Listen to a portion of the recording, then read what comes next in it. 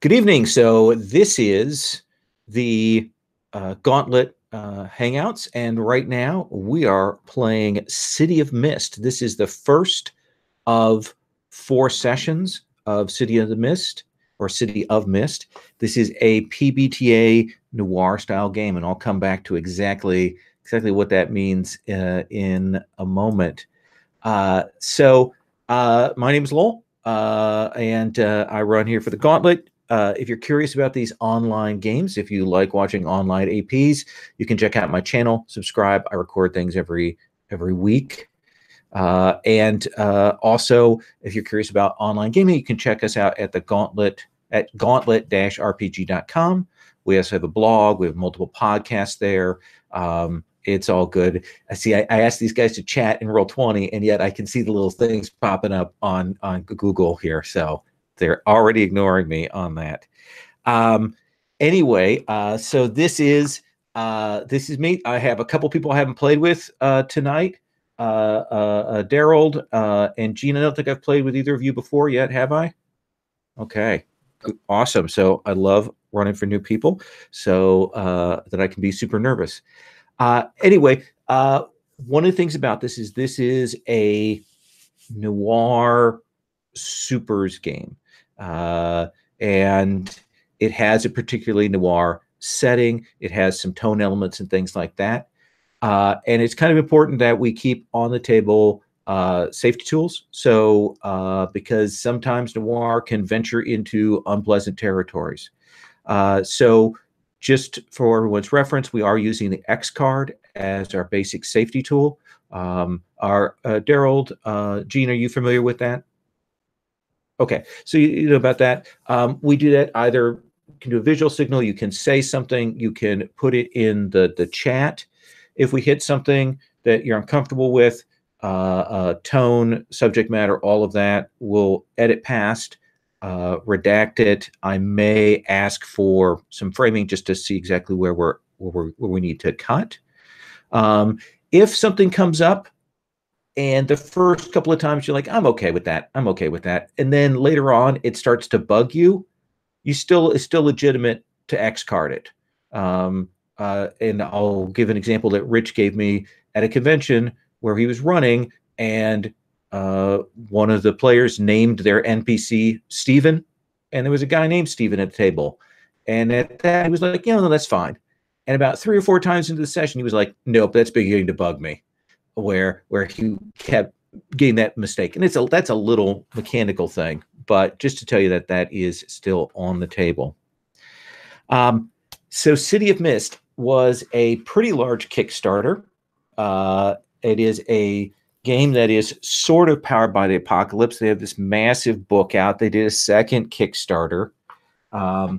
It's the first game from Son of Oak Studios, and it is very polished. I ran it before from the starter set, and the rules that are in the book, there are a few changes to that, but generally they stay the same. As a Powered by Apocalypse games, generally everything's resolved by 2d6. We've got strong hits as a 10+ on once you've added your stat. Weak hits are the 7 to 9. The big piece of tech that we're going to be playing with today, and I just want to kind of warn you on this, if you haven't played City of Mist, is this idea of status and tags and things like that. That when you do effects to people, you are putting statuses on them. When you are taking damage, you're getting statuses put on you. The situation itself can have statuses. It's a little bit like aspects from Fate, but we actually have kind of a numerical value for tracking that.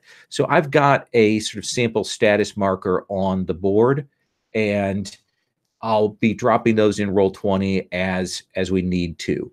I've kind of built this as actually a multi-sided indicator, so it can go up in levels and it'll go up in color. I stole that idea from whoever did the sprawl. Did some status markers like that. So City of Mist, the basic pitch, you all know it, but in case anybody at home is wondering what this is about, this is a Noir City is a city that is its own thing. The city doesn't really have a name. We just call it the city. But within this sort of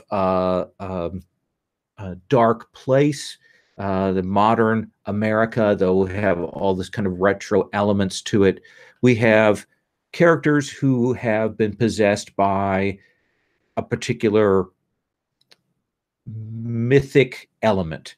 And that can be, it can be a god, it can be a story, it can be a fictional character, it can be an aspect of things.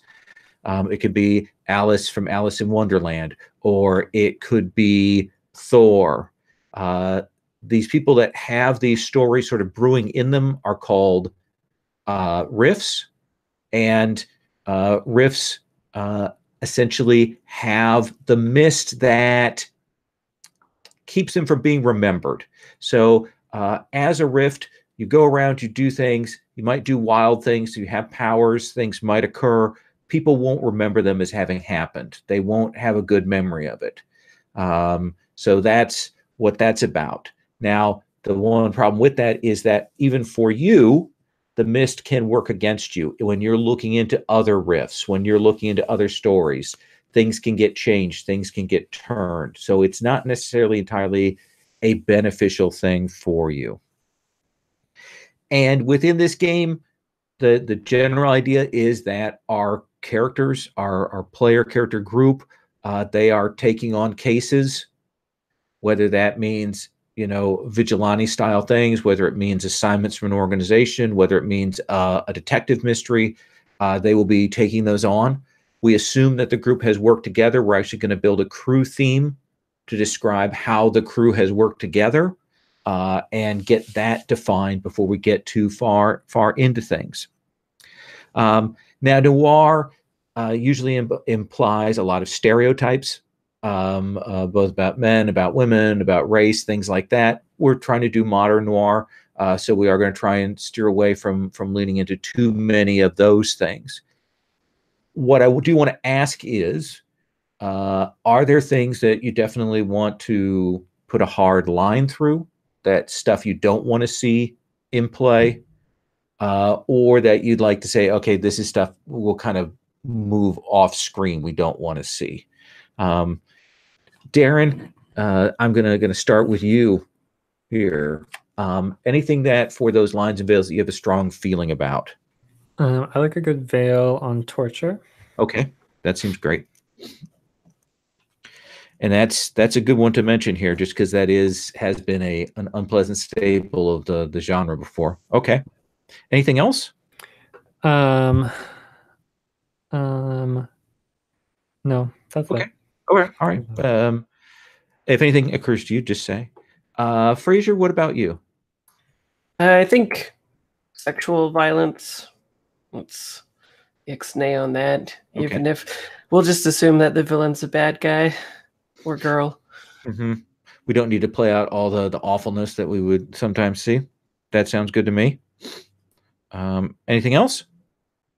I don't think so. Okay. Gene, anything that you'd like to make sure you put a line around, take off the table? I agree with everything that's been said, so I think I'm good. Okay. All right. All right. And Daryl, what about you? I'd be good if we just didn't really have like violence against children or like at all in the story, and then like violence against animals was just off screen. Okay. If that's gonna happen. That is absolutely fine.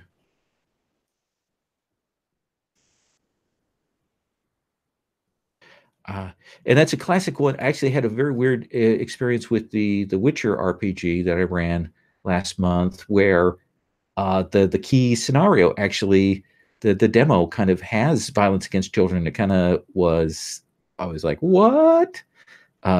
So very strange.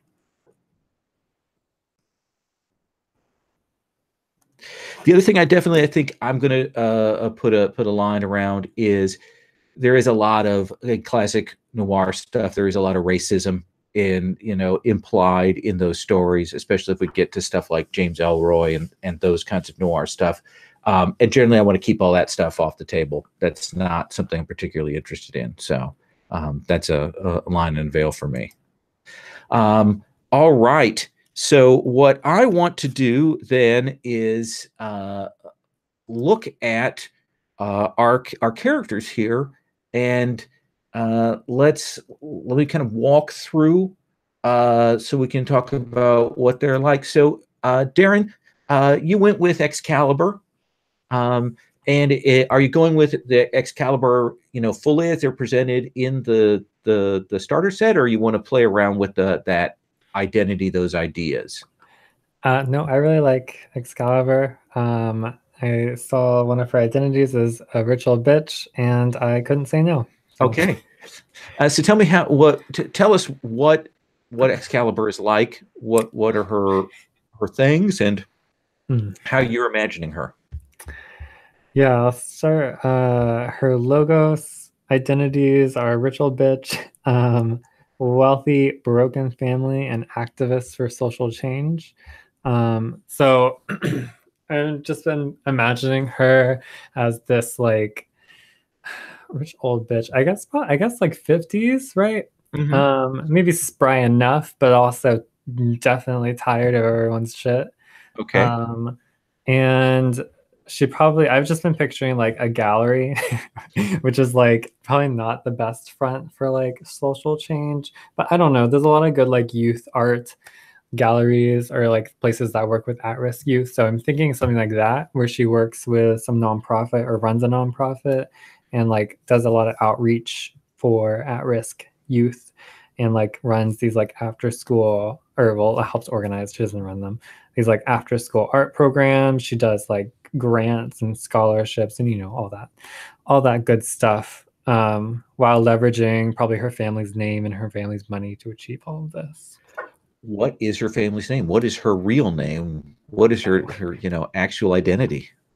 The one thing I didn't think about. There you go. That's why I'm here. What's a good her name is no, not like a weird like old family, old money name.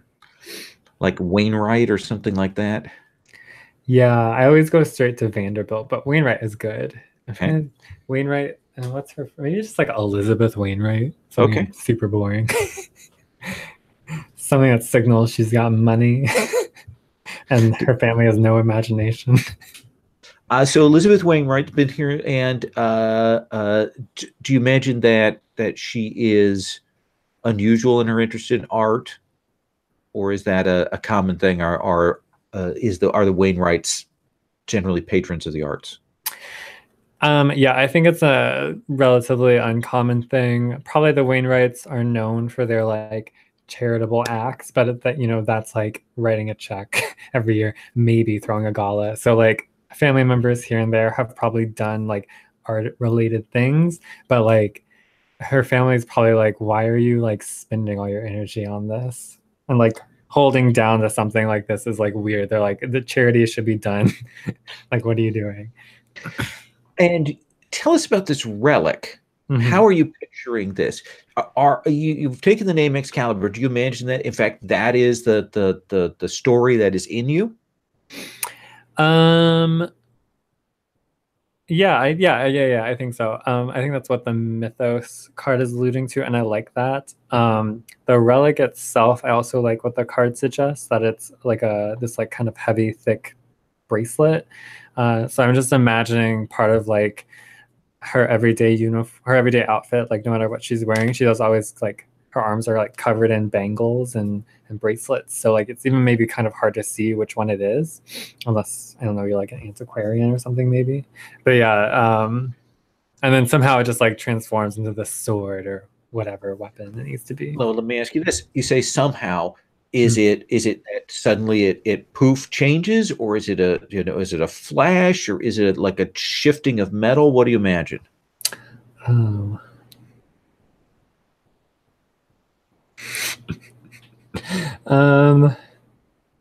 Yeah, maybe like a flash. I like that. I think that goes well with the like Excalibur and this like holy blade or whatever. And as it powers up too, maybe there can be more added to that, you know. But yeah, a flash is good. I'm always asking myself, how anime am I gonna be? I'm gonna keep it tamped down maybe for this one. Absolutely. And each of those has a weakness tag. And do feel free if you want to shift those around. Like you've got the very conspicuous in weapon form for the ultimate weapon, and of course you've got activist for social change, has unreliable allies. Bringing those into play on a particular action, that's how you get XP towards your that particular card. That you get attention when you actually bring that in. Now I'm going to tell you, because we've all got so many different weakness tags, I'm going to put a lot of the burden on you to say, I want to bring this weakness tag into play. You know, if it occurs to me, I'll try and bring it in, but it's going to be a little bit incumbent on you to do that. And you think you look pretty much like that classic Excalibur picture then?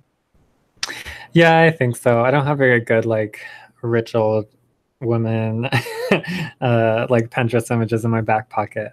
Okay. I like that. It's got a good mood. That seems fair to me. I like it. All right.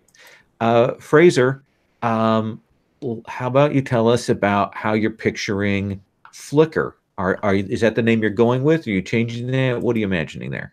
Yeah, I think I'll stick to the quick start pretty much. So Flicker is a hipster. I think her real name's gonna be, what did I put? Everly Ross. And yeah, she's all about the vinyl. She's a hipster. So I think her t-shirts rotate with like album covers, like, and they're very retro ones that are like limited edition. She probably gets them printed herself at like stores and stuff like that. She's very fast. She has time space warping and also super speed, it looks like. Okay. And she's a hacker. So she's essentially seems like the Barry Allen in The Flash. Okay. Yeah. But cooler. Pretty. How young are we talking? Are we talking late high school? Are we talking college? Are we talking mid-20s? What are we talking? Yeah, interesting. I'm not too interested in the high school thing, so maybe like 21, something like that. Okay. Yeah. What is the legend? What is the myth that is empowering Flicker? I don't know. Is that on the sheet or No, it's not. Oh, okay. The myth, the legend. Oh yeah, I forgot to say too. She's being one of her things is divination. So Okay. Flicker is becoming aware of more and more parts of the city, past and present, and a monumental future event after which nothing will be the same. So, yeah, I don't know, something to do with like a prophecy type thing, maybe. So, like you're Cassandra, or are you like a Sybil, or maybe one of the seers from a? There are all kinds of divination figures from other mythologies you might take a look at. Yeah, something like that. Okay. Well, cool. you think about that and come back to me, because I am going to ask you that question again. Okay. To get a sense of that. Do you have a picture for her yet? I'll just use the one on the what should we call it, on the sheet. Okay. All right. That works for me. And are you happy with those weakness tags? I think so. Time space overload, disturbing flashes of coming horror sounds really good. Tries too hard sounds about right, and can be traced when I'm hacking. Is that's what I would probably have been drawn to as well. So I think that's good. All right, I like that. Which brings us to Gene, to your character. Sure. So why don't you tell us what you've put together?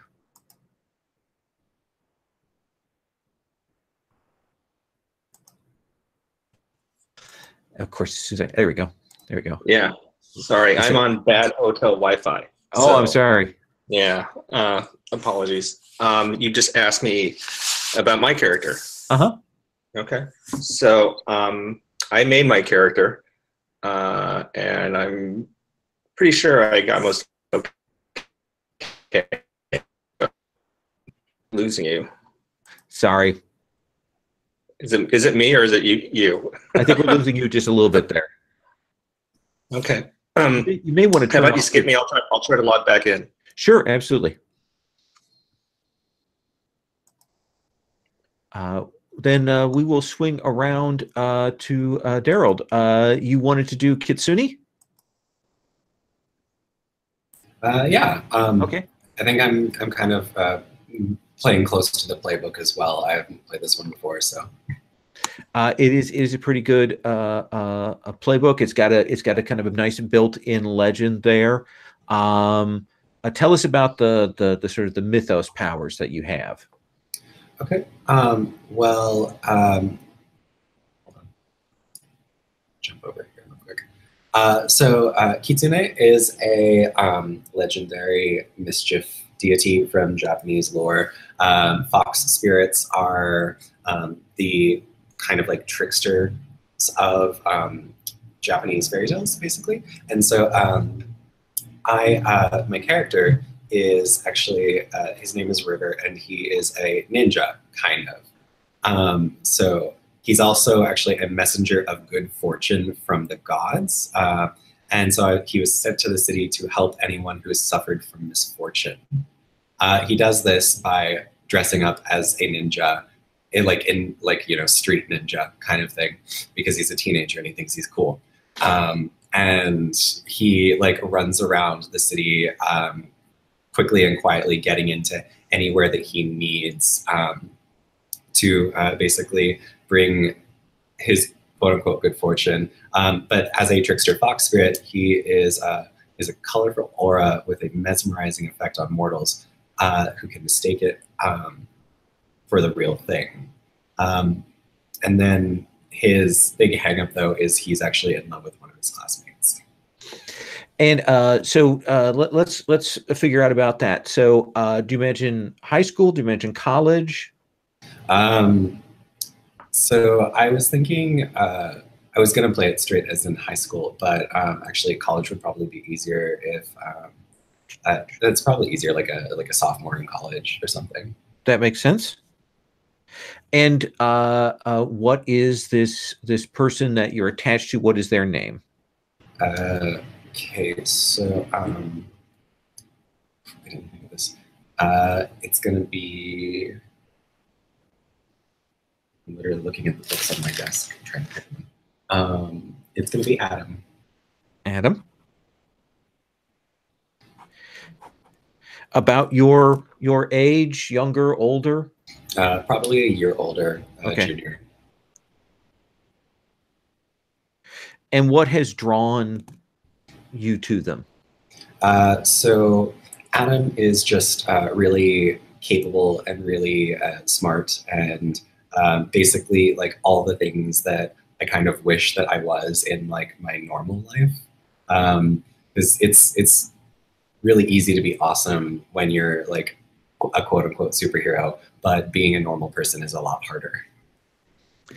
That's great, especially because you have you've kind of leaned, away from the logo, so you've definitely embraced all of those the wildness of those powers. Do you mention that this is like a city college? Do you mention it's a private college or something else? Art school? What do you think? Probably like a city college, okay. Like a state school kind of thing. Okay. And given that the city is named the city, it is City College. I think has to be the very plain default. One of the things you have under your power tags for Adam is that you do have a friend that has probably latched onto you there. At the school. Who would that be? So her name is Georgia. Okay.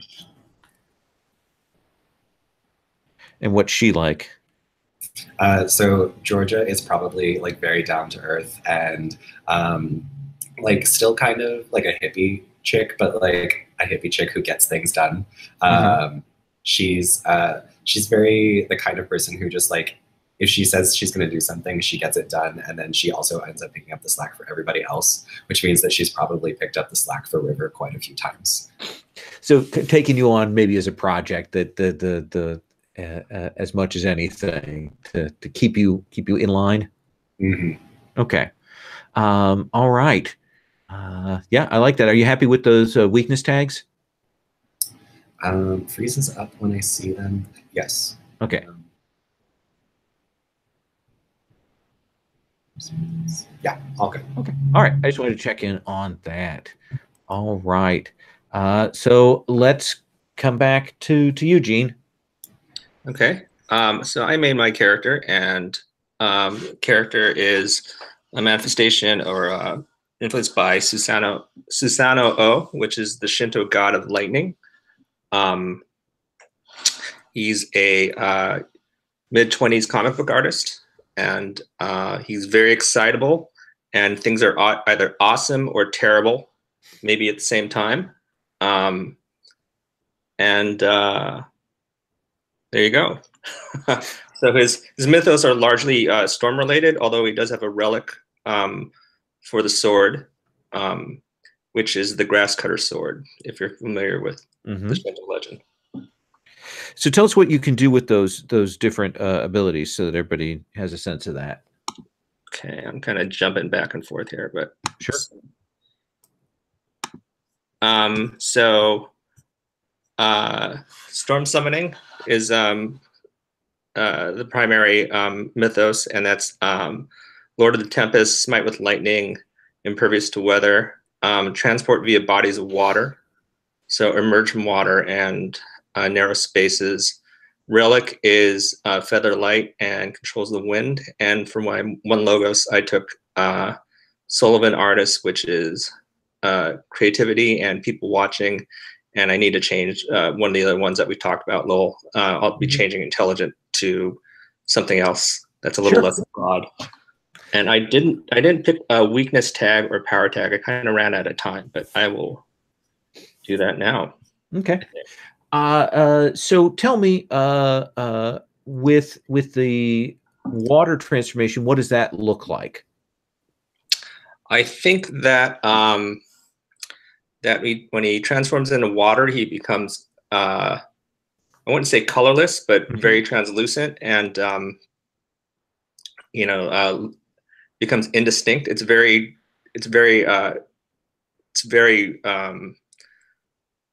It's not at all subtle. Okay.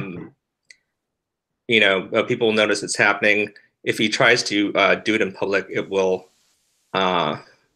challenge the veil. So it's not something he will just bust out. And my weakness tags, I have some per my my cards. Blocked by shelter, struggles with calming. Clothes are always wet, so I'm always soaked, and excitable, unintelligible, I think is the other one. So what do you have, like a super identity and then a regular identity, or is that not a thing for you? Is it all in one package? I think he does have an identity as his regular job, which is a comic book artist, that he just kind of adopts as his role whenever he's doing his thing. So we'll just call it grass cutter for now. Okay. But does he have any kind of costume when he's out doing things, or does he look pretty normal but with the sword? I think he looks largely normal. Okay. So what does the katana look like? Are you wearing it on your back, at the side? Is it, I mean, do people kind of notice it when you start going a full-on grass cutter? I actually think it looks like a bamboo stick. It doesn't look like a sword at all. Okay.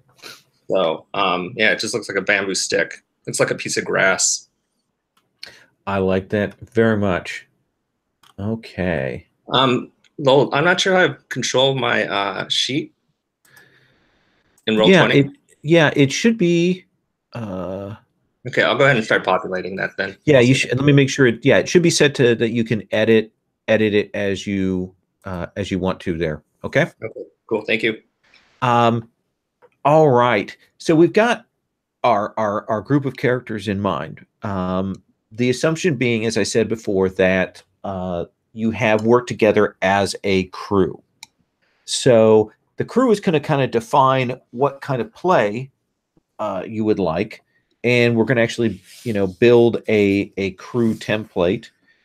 We can either answer questions from the theme book, or we can pick one of the existing ones. Does anyone have a strong feeling about the kind of play that you would like? I know, Fraser, you had stated a few things that you dug. Yes. Okay. I don't remember now though. Let me click on it. Crew themes. Yeah, there was a bunch that were cool. They list a lot. So yeah. What did I want the most? I was thinking Modern Gods would be cool. The event would be cool, but that was mostly because my character is like having an event thing happening. So I don't know if everybody would be into that. The prose I thought was interesting. And there's something else. I think the order maybe was another one. The enemy must never be allowed to prevail. So yeah, the order one is about that there is some sort of secret order that you're part of that is doing this thing. The pros are that there's some kind of like Men in Black style organization behind you. The Modern Gods is about embracing a particular divinity, which kind of goes across some of our characters here. And then the event is something weird happened that pulled all of you together. Any of those appeal to you, Darren, or do you have another one that you like, or any of those you're like, nah? I'm gonna nah the event. Sorry, Fraser. It just sounds too casual, or like too casual. Yeah, I don't know. There's one coming for me anyway, so I don't care. It's in there. Okay. I like the organizations. The order and the pros sound interesting. And then the same token, I liked the casual detectives and I think just those three really. Those three I was into. So professional order or casual detectives are ones you're interested in? Yeah. Okay. Daryl, what about you? Any strong feelings on that? So I thought that casual detectives was kind of interesting. Devil, my PDF jumped. Casual detectives, and then let me just try to remember. I liked the idea of Modern Gods, but that's also just because I was reading The Wicked and the Divine the other day, and then also maybe the Order. Not super thrilled on the event either, just because it sounds more mystery driven. And I kind of want to be able I'd like personal lives to come into play, which is. That makes sense to me. Gene, do you have strong feelings?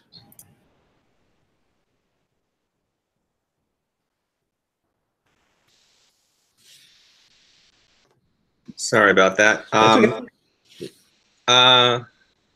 like Modern Gods. I like all of them. I'm not really a fan of the event either. And I don't think that the prose works for us, at least the way we describe them. So I'm willing to kind of follow what everyone else is doing. That's a terrible way to start things like that. But yeah, I would prefer Modern Gods, I think. Modern Gods, Order. I'm cool with Modern Gods if that's where most of the table is at. It is one I've heard is a common thread. Are you happy with going with the set picks for the crew theme that are established there? And I will I will read through what those are. Modern Gods has as its mystery / identity the idea of embracing your divinity. And then the power tags are We Stand United, Our Sacred Place, and Fear of the Gods. And then the weakness tag is Pantheon Drama. Yeah, that's perfect. Are you okay with that then? If I can, I want to do like a little tiny edit to. Oh, that's 2 tiny edits because I was about to call my character Evelyn. So I'm going to rename her Evelyn Wainwright. And I kind of want to pull more on Joan d'Arc then.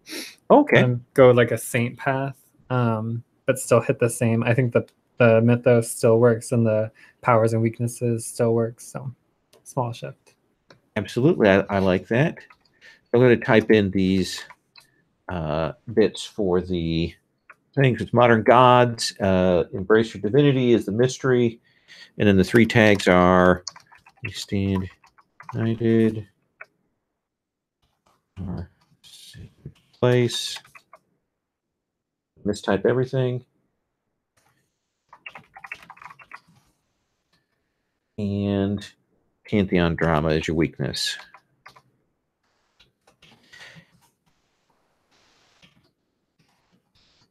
I'm putting those there because there is a crew theme card in your character sheet, and so you can put that information in there. Now, I'm pretty sure that you can see how this works, but I want to walk briefly through the roller that's on the sheet here. It has a really interesting way of approaching things. So, City of Mist, when you go to do something, you're going to identify your tags from any of your character cards that are directly relevant to that action. And that is, for each one of those, you're going to add 1. And if you have statuses that give you a bump, they can also add a bonus. There will be statuses that work against you. So if we've got Excalibur and she's pulling in 3 tags, that gives her +3. Let's say there's a negative status 1. Then she then has that, and it's up there in that taking action section. And then she clicks on the move that she wants. And you'll see there's core moves and cinematic moves. And so I'm going to roll for her. And the thing will automatically read it, and it will give you the results based on the move itself. So the roller does tell you what happens with it. So if, let's say we did convince again, and look, there's a great success.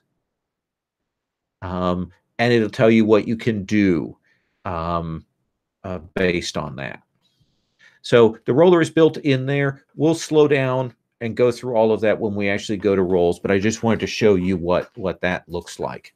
For those of you at home, we're using the Roll20 system, and you're not going to understand at all. It's like a podcast where they're showing you a bunch of pictures. So there we go. So those are on the table. So let me ask you, what does Modern Gods mean to you, Fraser? What are you imagining? What's your take on that? What's your sense of it? And let's get some discussion around this. I'm thinking like kind of Percy Jackson type thing where we have some sort of ancestry to a particular god or something like that, and so have inherited some of their abilities, I think. Well, your story is that, right? That's the thing that you have, or do you think there's a deeper connection outside of that?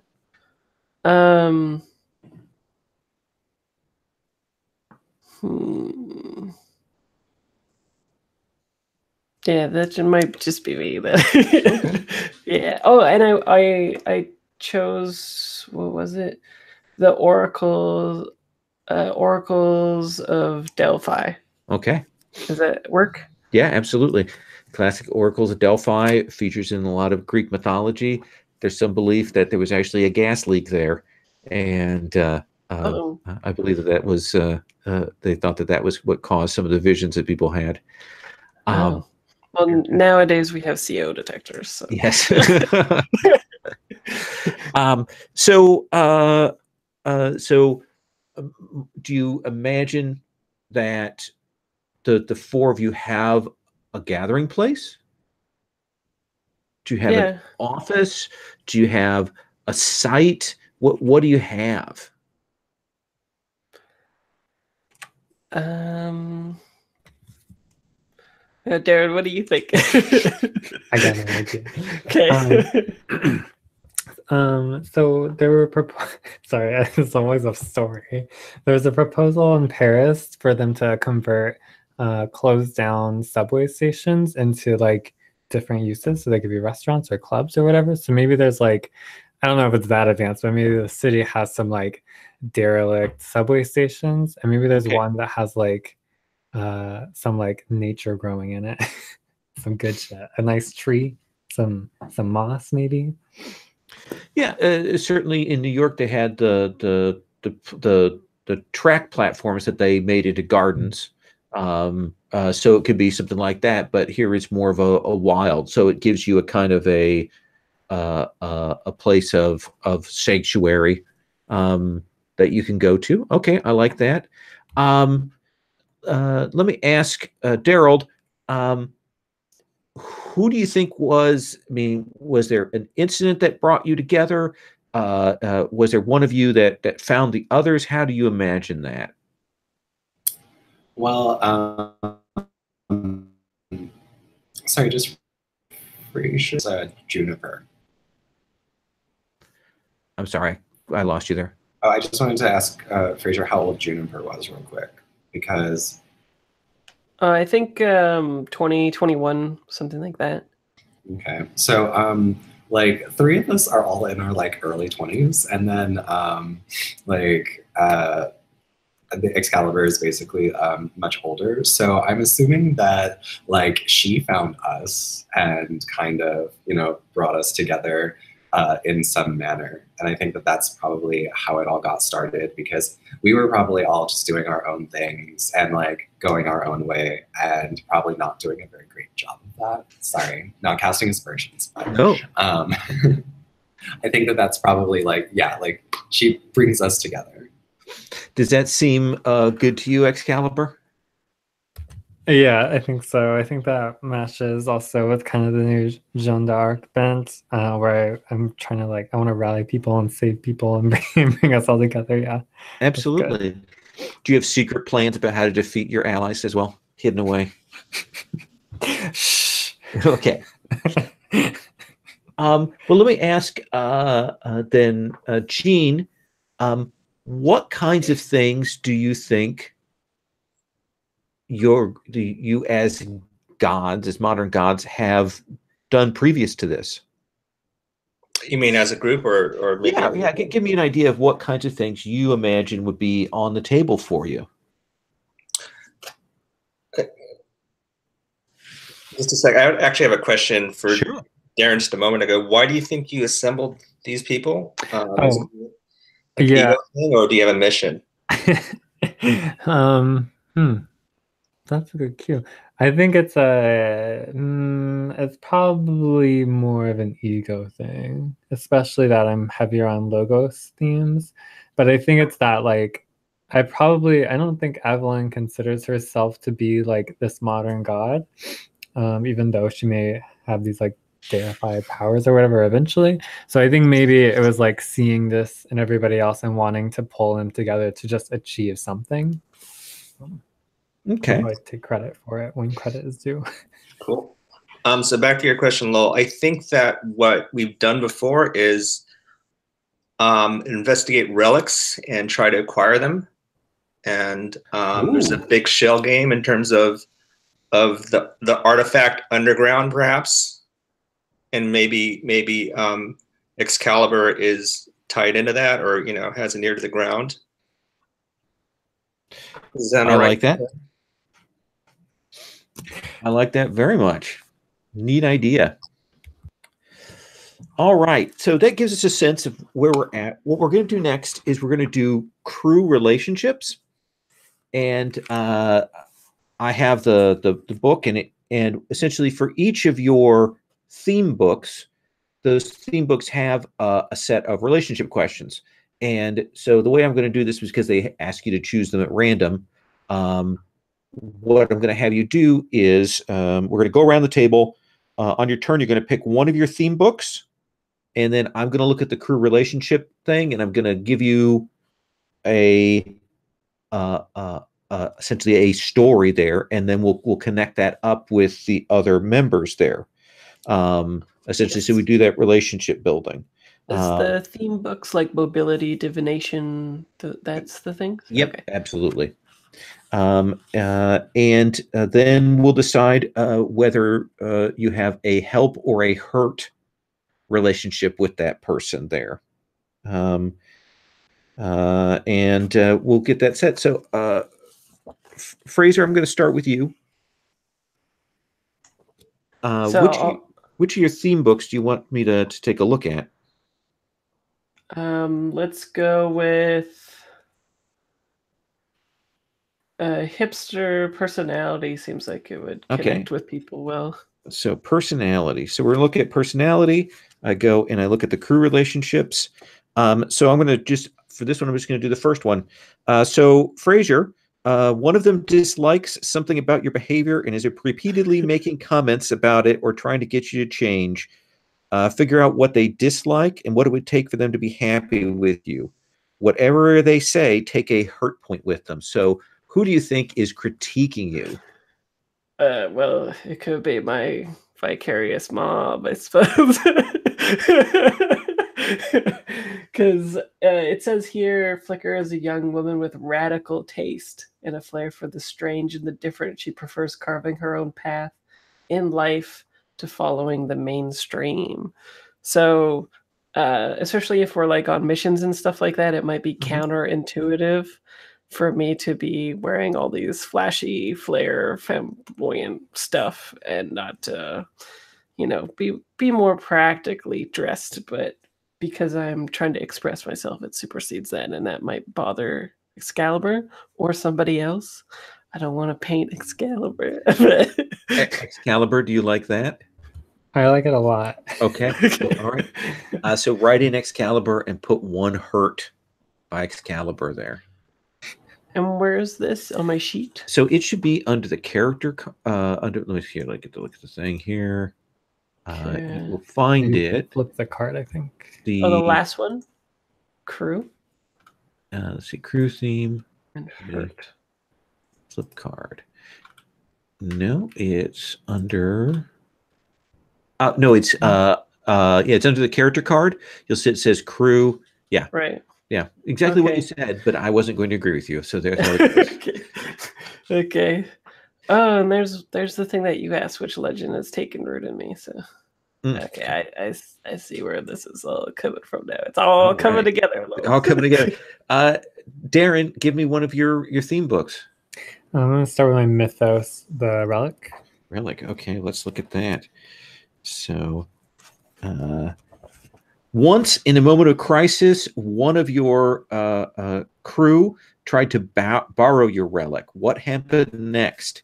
If you didn't like that, take a hurt point. If you thought they did right by your relic, take a help point.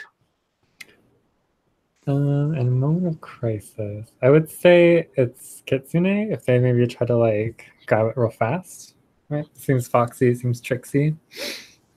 What do you think, Kitsune? I think that works. Okay, then what happens with it?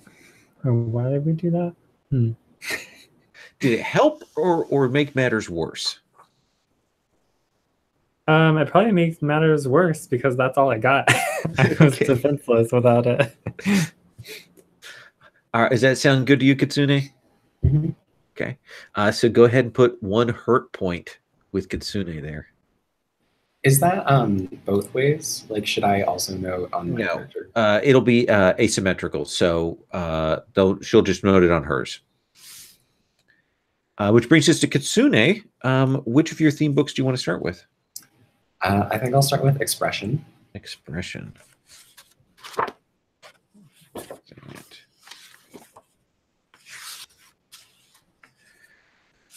So one of your fellow crew witnessed you expressing your mythos at full power. Asked them what they thought about it. If it scared them, take a hurt. If they appreciated it, take a help. So who and what happened? I think this was probably Susano that I did this with, and it was probably we probably like did this because I was like, oh my gosh, somebody else from like the Japanese pantheon, so I think I'm gonna like try to impress them. And that's probably what happened. Is it was probably more reckless than it was like anything. And maybe while I still pull it off, I'd like to know what Susano thought of that.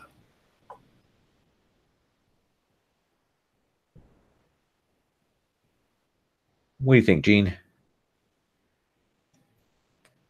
Let me get off mute. I like it. Yeah, I think that's definitely what happened. Did it scare you, or were did you appreciate it? What do you think? I think that that Grasscutter had a predefined opinion about Kitsune, and now it's completely changed. Like before, it was like, okay, we all have powers, whatever. And now he thinks that Kitsune might even be dangerous, and maybe trouble. Okay, well then, one more time. So Kitsune, record a hurt for Grasscutter. Which brings us to you, Grasscutter. Pick one of your theme books. I'll take Adaptation. Adaptation. So I could hear you paging through your giant book, by the way. Yes. One of them challenged you to push the boundaries and flexibility of your adaptive power at a critical moment. What happened? Take a help point on them. And your adaptation is which one? Is that your water power, or is that your storm power?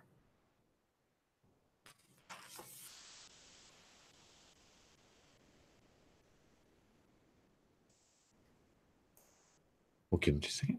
Okay.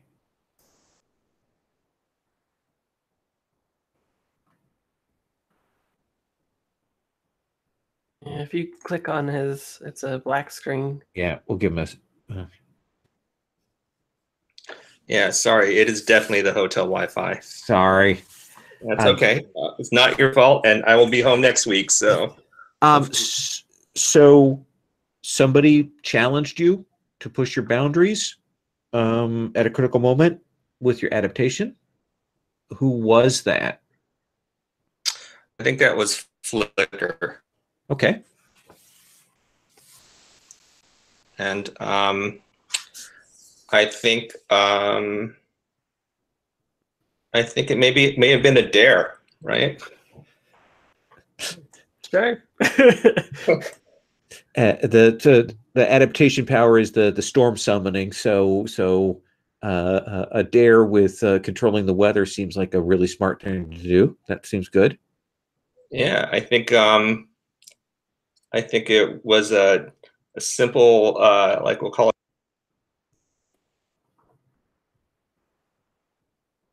Oop, cut out cold there. Okay. Well,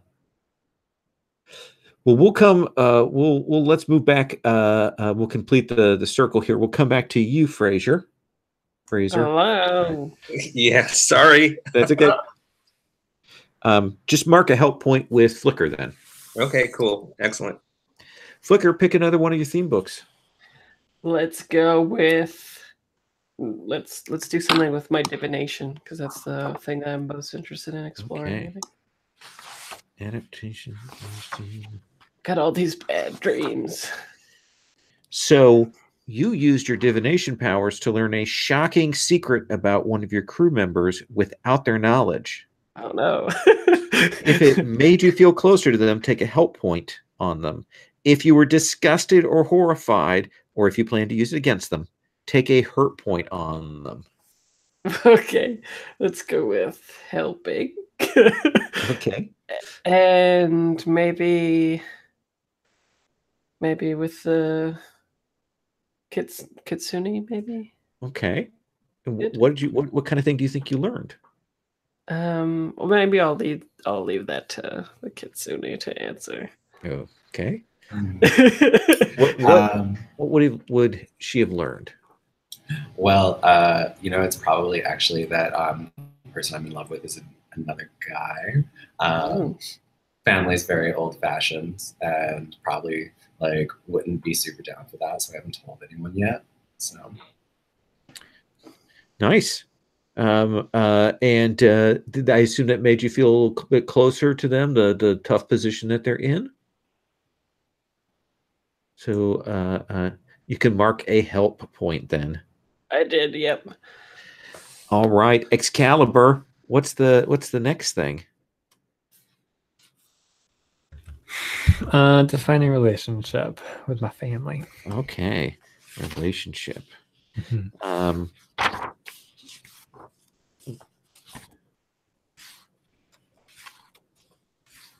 D for defining.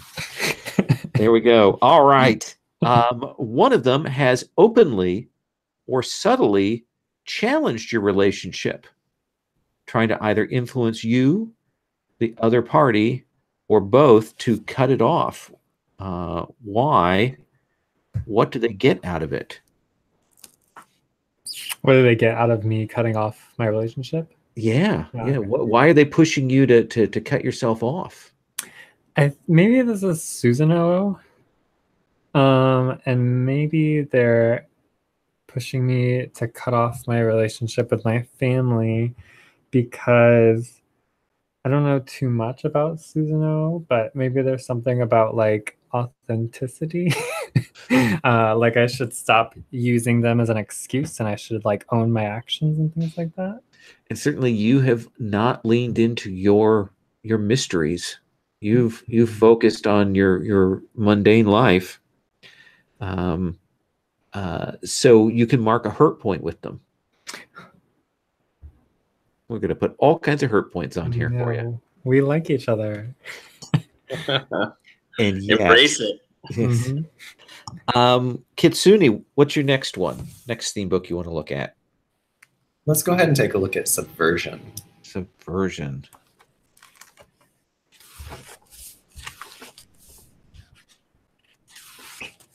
This is the kind of thing, if I were going to do this again, I would put all these on one page for myself and as a quick reference. Now I know.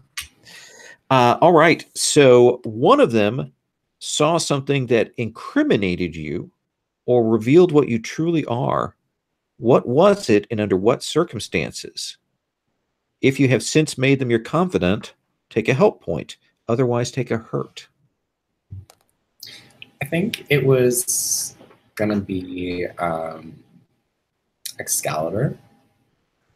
I think that Evelyn tracked me down and was initially probably way too pushy about join my Magic Kids group and but eventually I was probably able to be honest with her about all of the stuff going on with my magical destiny that I haven't been able to tell my family or anybody else. So I'm assuming that we actually have kind of a bit of a mentor-mentee relationship where it's I look up to her because she's so put together in her real life and I'm totally not. So I like that. That's very nice. Go ahead and take a help point with Excalibur then. All right, let's come back to Grasscutter. Mobility, relic, or personality? I'll take mobility for $500, Lowell. All right. So this is that. Whether out of love, greed, power trip, or concern, one of them is trying to slow you down, constrict your movement or freedom of action. or tie you down. Why? How do they do so? Take a hurt point on them. I think that's Excal for sure. I think they're holding not just me down, but the whole team, and I'm not sure why. But it's going to be a drag. Okay. Does that work for you, Excalibur? Yeah. Okay. A lot of judgment in this group. All right. Take a hurt point on Excalibur. All right. We're going to do then the last one. We'll start with Fraser. And we'll pick one. And if it doesn't fit with the last person, who have you not done a relationship with so far? I have Excalibur and River so far. Okay. So we'll see about Grass Cutter then. Yeah. What theme book? Let's do mobility. Mobility. I know you're already on the M's, right? That last one. Got to be close. So how about this? One of them pushed you to go as fast or as far as you can. What were the circumstances? If it ended well, take a help. If it ended badly, take a hurt. Maybe this is the same scene where I pushed Grass Cutter as well. Like we pushed each other in this moment of need. Maybe we did some kind of cool move with like, you know, I made a tornado and then you made it a lightning tornado or something like that. Something like that would be cool. So did that end well? Yeah, that ended well, I think. Okay, then you can take a help point. Now maybe we're even cocky about it, right? Excalibur. The person I'm missing is Flicker. Univer. Is who? I'm sorry. Flicker. Flicker. Okay. Yeah. And which book? Mission. Mission. Yeah. Stick those M's. Let's go there. I know that the theme books aren't in alphabetical order in the book. There are a few organizational things, like the lack of an index. Mm-hmm. Anyway, so one of them is of great importance to your cause.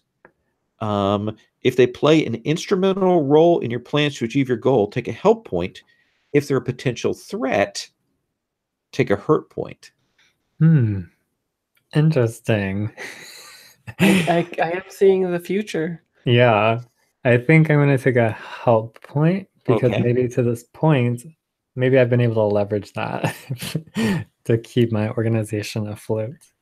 I like it. Maybe that's how you found me. I was on like these forums and I was like, does anyone know about these mythical figures I keep saying in my dreams and stuff? And I immediately hired you for my art therapy group. For your art therapy.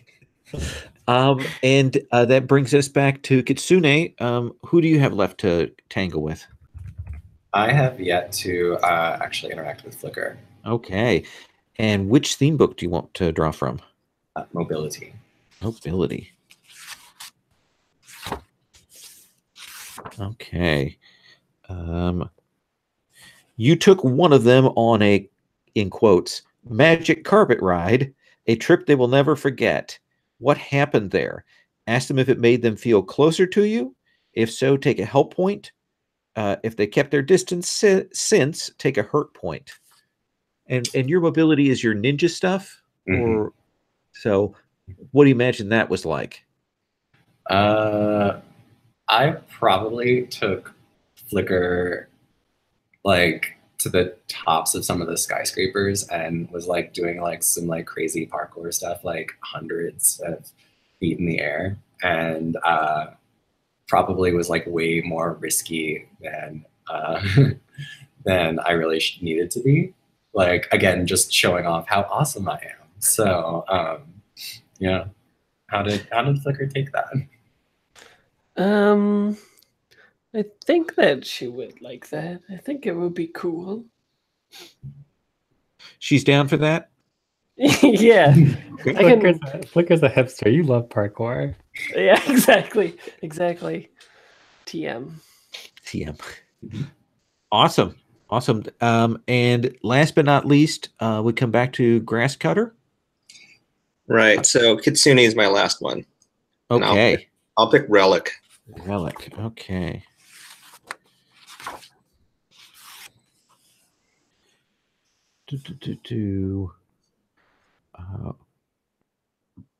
One of them has more knowledge about your relic than you do.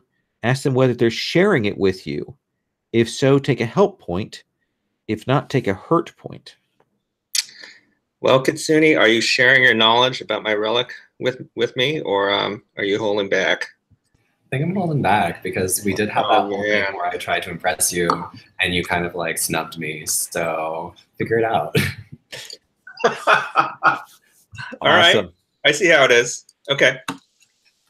All right. That gives our crew. We've got that set. We got those relationship bonds built. We're going to take a 6-minute break. And then we're going to come back and I'm going to figure out whether we go straight into the day of lives or we start with a scene or what. We'll get that worked out. But we are back in 5 or 6 here.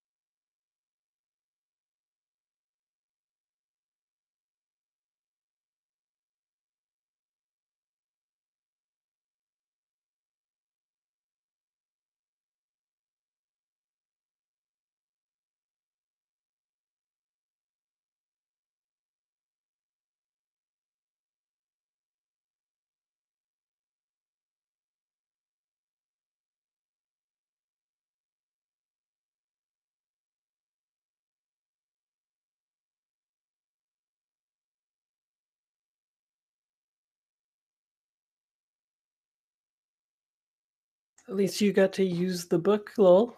That's the dream, right?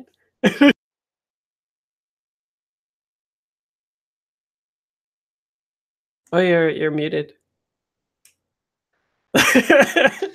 Yep, that's why I do physical copies so that you can have those tactile things at the table. Yep. It is a very heavy book. Yeah, I So, bet. you know what's a lighter book is my Forbidden Lands copy of that game. Well, always maybe talk I'll about- get one of those. They sent me. Oh, sorry. No, I was gonna say Fraser and I, but maybe it was just me. I was talking at Fraser for like 2 days about Forbidden Lands. Yeah. I'm like very excited. Yeah, I'm stoked for it too. That's why I'd like my copy to arrive. If anyone's watching this from Free League, please look into my order. I emailed you. And then they emailed me back and said that my order wasn't completed. So I emailed them back and said that here's a picture of the receipt. Oh, they think you hadn't done the payment hadn't gone through, or I don't know. They just said the order was not complete and that I should do that. And so I don't know. On Pledge Manager I have like a picture of the receipt. yeah. So I don't really know what they're talking about. Yeah, Games Quest has been a little Shifty. well, I don't know if they're shifty. They've just not been as effective as they could be. Shifty. Thank you, Fraser.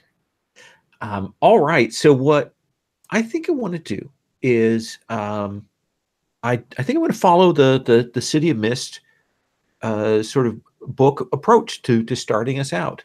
We're going to essentially start with a day in the lives, and we're going to roll things out from there. We're going to check in where everybody is at. We're going to kind of go around and play out some of that stuff.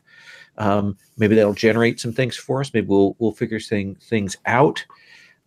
So as the workday ends, as it's getting on 5, 6 o'clock, where do we find Excalibur? Where does our camera land?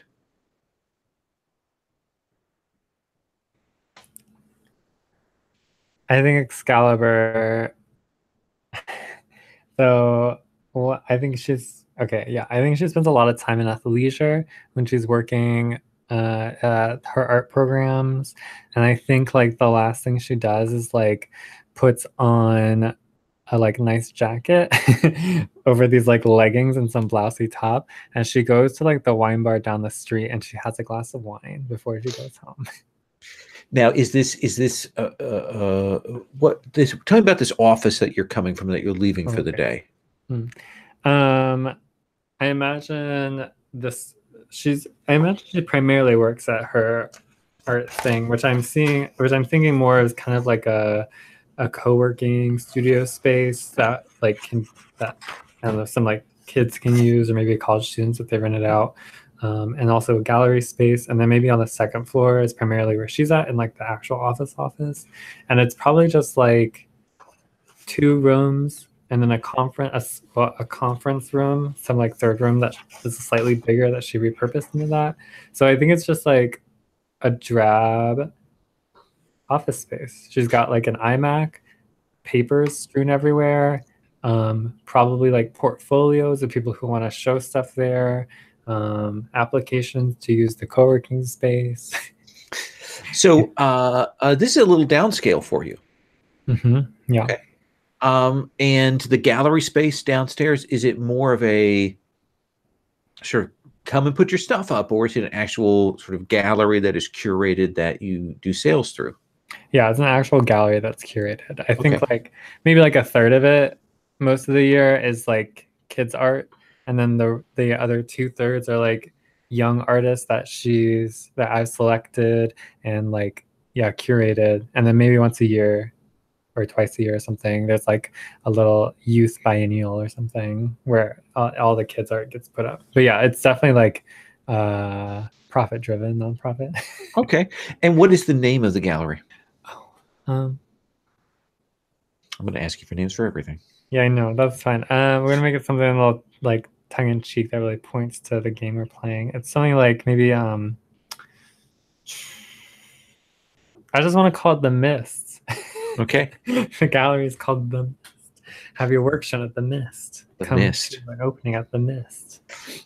The Mist Gallery, maybe. I don't know. And you probably see as you head out down the street, there's that side door that leads into the pottery area where they've got the kilns, and and there's the group of kids, and it's cold out. It's December here, but they're standing outside smoking, and they've got those overalls and stuff with the mud and all that clay stuff on them. What do they think of you? I mean, what's their reaction? Do they stiffen up? Do they talk when you're around? Do they think that you're a cool aunt, or are they suspicious of you? That's a good question. Are they suspicious of me? I want to say maybe they're suspicious of me, but I don't think I realize that, because I think they straighten up around me, because I think I try to be this matronly person, but I think it comes off as stern. And they do kind of stop when you come by. Like, they were clearly engaged in not just the sort of sitting around talking, like just jawboning out here. God, what a word! I can't believe I said that. God, I'm old. They out here talking, smoking, but they seemed like more intense than you would have expected. Hmm. And then they kind of stop and stop talking, and they're like, "Hey, Mrs. Wainwright." Are you guys talking about the upcoming show? Where you're gonna submit? They do that thing where mumble. You should really be thinking about it. I know it's months away, but time flies by. Yeah, they all nod. Ugh. They make that sound in the back of their throats. But yeah, they mention that you have the sense that maybe they are trying to like maybe keep something, like trying to hide something here. Can I see anything? Like, if I'm standing there watching them, right? Like, giving my piece. Like, is there anything around them? Can I really read any body language off of them? Well, we've got a move for that. I thought so. What do you think your move is? What do you think your tags are that let you kind of maybe read these kids or convince them to talk to you, or what do you think is appropriate? Yeah, well, I've got bullshit detector, which is a really good one. That's one. And then maybe just seasoned negotiator. Okay. I think you've got a 1-point teens that works against you. Yeah. So those two tags with a -1 status against it. And then go ahead and roll investigate. Investigate. Ooh.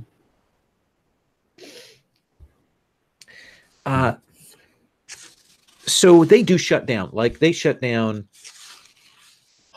hard, and maybe they're suspicious of you for some reason. Like there's something there, and you're a little worried. Like clearly they're talking about something that is out of the ordinary, but they are not willing to open up to you and really shut you down. And maybe you do, as you kind of stand there, that bit where you maybe alienate them a little bit. Yeah, it's probably looking like when they go in, they're like, "Why was that Wainwright woman hanging around? That was weird." I really need a glass of wine after this. Okay. So as the camera cuts, where do we find Flicker? I think Flicker is at a terminal in a room. I think it's like a callback to the Matrix, where she's in her room hacking. Okay. The room looks similar to that, except a lot more personality and cover and stuff. She's not as bland as Neo. What are you hacking? That's a good question. I am hacking a government database. Government because- database? Yeah, because I want to know if there's other sightings, kind of like my bad dreams. And is this something you've done before? No, I think that I got turned on to it from like a forum or something like that, where there's all this like supposition, of course, about like Area 54 and how they like gatekeep all this information from us, and psychics exists, and stuff like that. And the mist always erases this kind of stuff. So what is the point at which you kind of get frustrated with this hacking?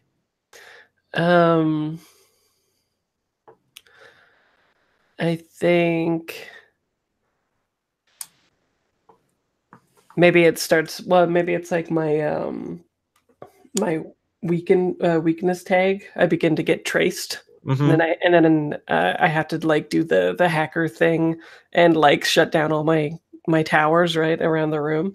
And it's, Yeah, when we cut away, we see a little trace coming in, the graphic of that, and then yeah, shut it down just in time. yeah. I have like the eject trays on all my hard drives and all that kind of stuff, right? And it's like a way of the audience being introduced to Flicker as it pans around the room, like she's walking, and you see like all these old posters, probably like The Clash and Mhm. like really cool old stuff. Oh like yeah, that. she's super hipster. Okay. Yeah. Yeah. She's got like a few. She's got Audio Technica vinyl player. Okay. That's how you know that she's in the scene, right? Is this a place that you live alone, or do you have roommates? I think alone. Okay. It's like a really crappy kind of makeshift apartment underneath a pizza parlor. So at least it smells It's okay. under a pizza parlor, so you're like a walk down? Yeah. Okay. There's like an yeah, so alleyway entrance. It's a pizza parlor. When you first rented the place, they just did a lunch service, but now they do a lunch and dinner service.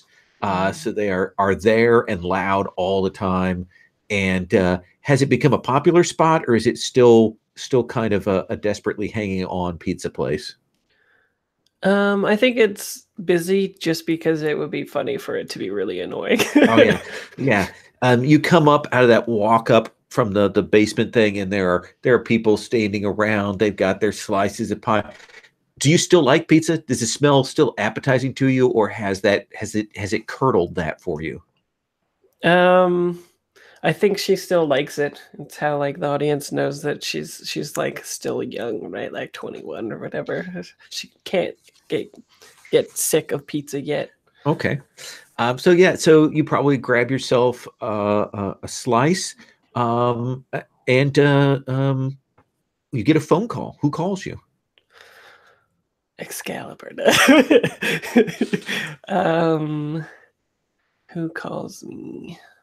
Who? I have no idea who your circle of friends is. Yeah. Is it a friend? Is it a contact?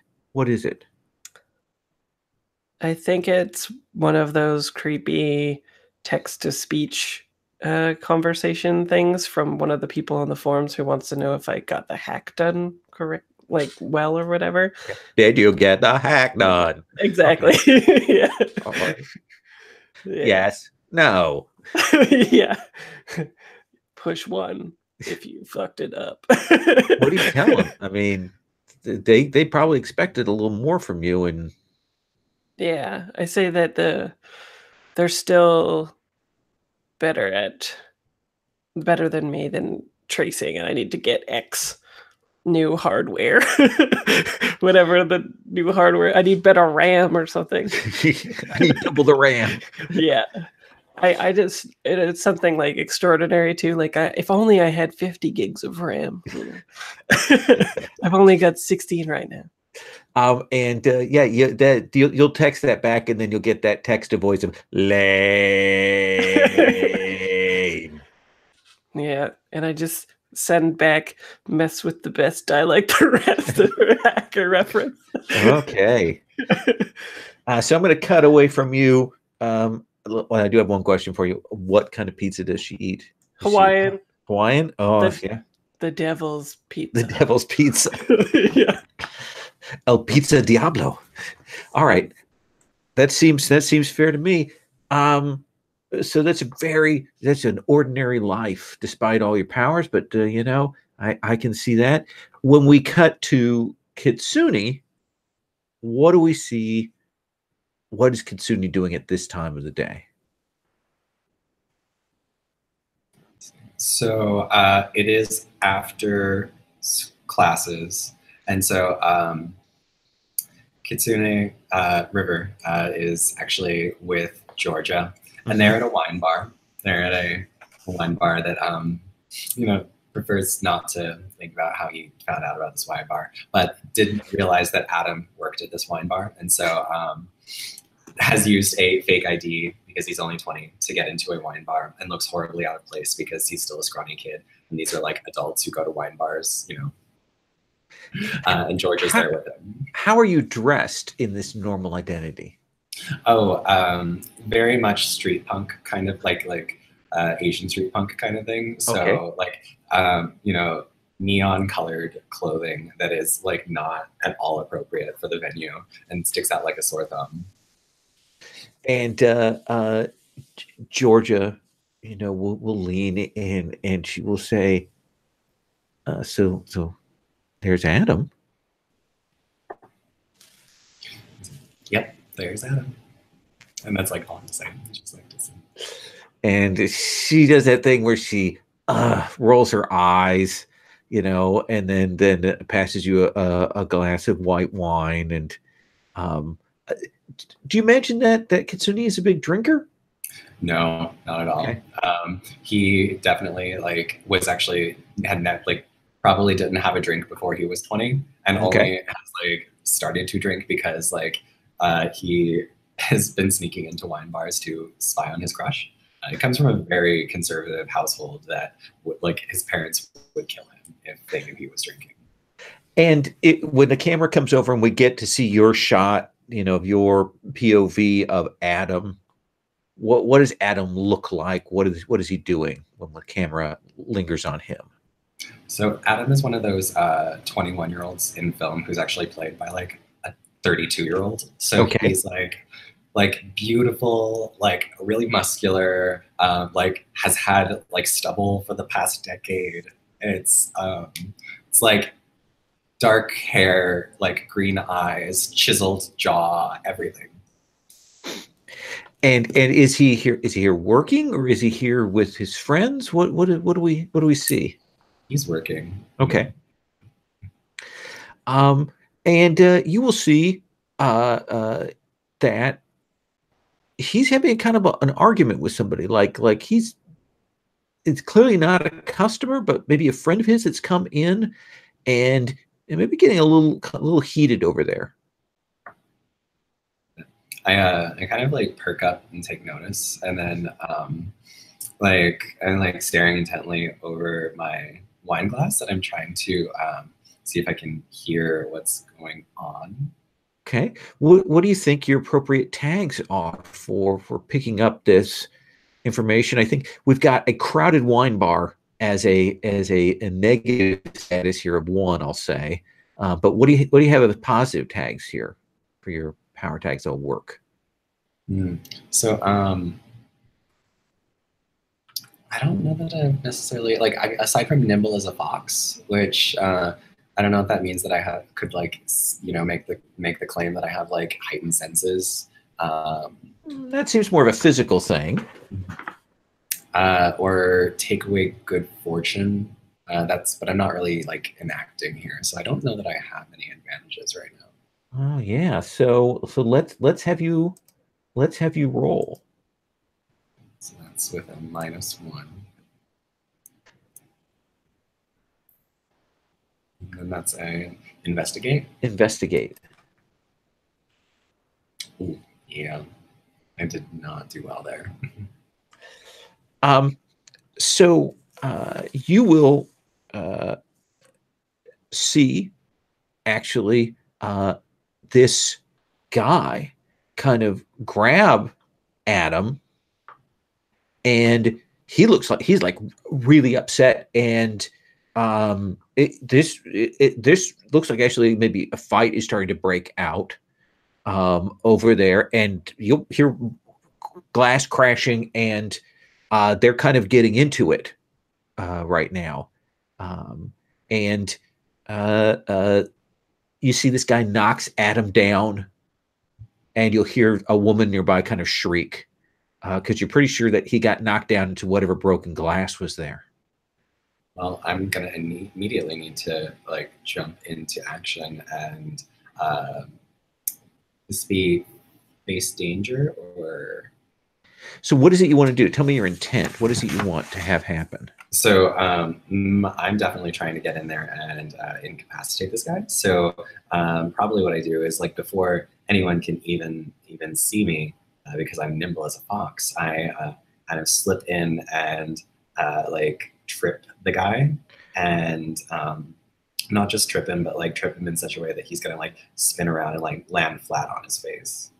I like that. I think that's actually go toe to toe. You're doing it in a subtle way, but you're still kind of trying to knock them away, push them. You're not like trying to destroy them hit it with all your got, but you are definitely trying to change their position, right? Mm-hmm. So what are your appropriate power tags for this? Now this is in your demands. This is you. Yeah, definitely.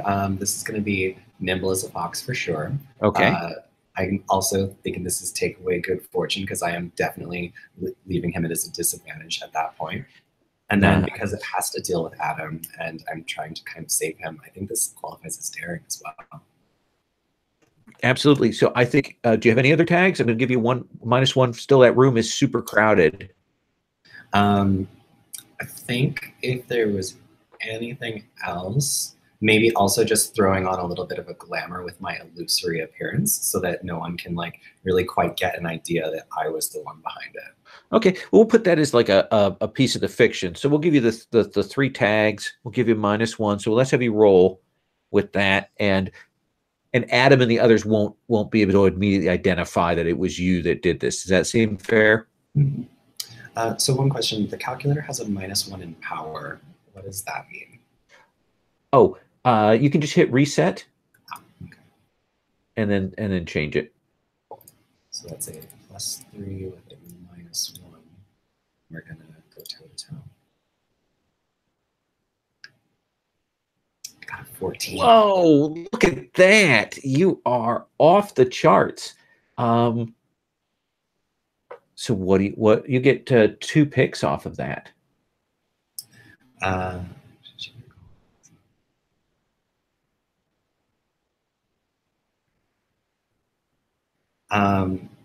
So I think I'm definitely going to manage to achieve my goal. Okay. And then I'm also going to manage to block their best attempts, which means he's going to be laid out to can't do anything more. Yeah, he gets sent. Tell me what that looks like. He gets sent flying back into the crowd there. It looks like he just tripped back into there. But what do we see on screen from you?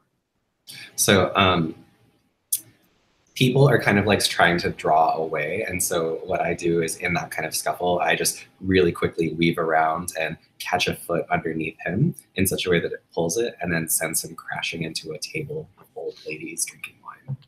Absolutely. And this guy goes down, and you will look over and you see Adam has like a broken wine glass. He's pulling that out of his arm.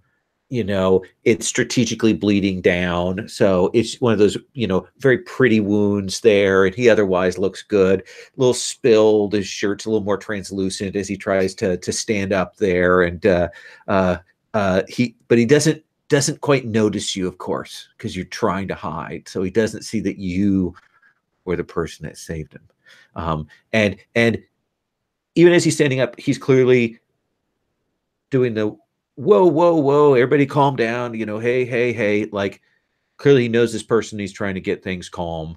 And there are various people handing him handkerchiefs and stuff to staunch that. We'll come back to you in just a sec. So let's come to Grasscutter. Grasscutter, it is the evening hour. Where do we find you? I think Grasscutter is in the Korean barbecue place below his shared workshop / studio. So he shares a workshop with some other artists, and this is the very convenient Korean place that's downstairs. Are you in K-Town, or is this just a Korean restaurant in a kind of diverse area? What do you think? I think the city might have a K-Town, and Okay. this is the bad part of K-Town. Oh, okay. This is where the buses don't go. So Okay.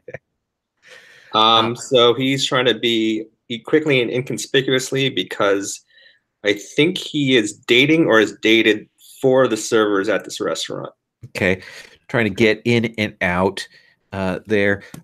You've got that smell. This is one of those more dive Korean barbecue places, so it always smells like grease. They don't quite get that out of here. Everything has that smell to it, and you will see that there are a couple of gang members that are in there eating. And you'll dodge past the servers there, get your food. And what is on your agenda? What does Grasscutter do? Well, his immediate thing, I guess he has an issue due he has something he has to deliver. So his immediate thing is he needs to get some pages done. So he needs to eat, get out of there, try to avoid trouble, and start getting some pages done. Absolutely. You'll grab your food, you'll head upstairs, and you go to talk to another person in your essentially shared workspace, right? Yeah. Yeah. Who says to you, I called Katie, and I've been calling her the last couple of days, and she was supposed to have those flats done for the color, and I can't get a hold of her, and she's got my flats and she's got yours. She was supposed to turn it around 3 days ago, and I know you're finishing stuff up, but we gotta get rolling. Well, Katie's really flaky, so is this really a big deal? It's a big deal because we handed it off to her. She works cheap, but usually, at least, I mean, this is 3 days. That's crazy. You tried calling her? That's what you said. Yes. Okay. I think she lives on. She lives across town a little bit. So maybe I'll go see if she's there. Maybe her internet service got turned off again. It could be. And he'll scrabble in his pocket, and he'll hand you his Easy Pass, and he'll say, if you're gonna go there, here, just use this. Yeah, but if I do this, you have to finish my pages tonight.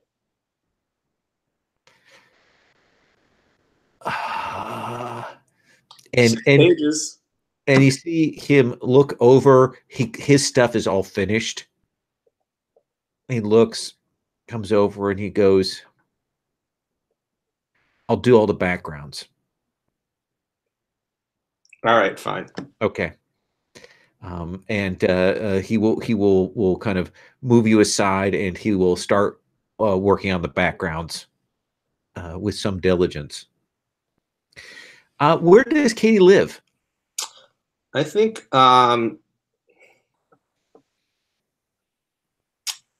Katie lives downtown, right at the edge of downtown.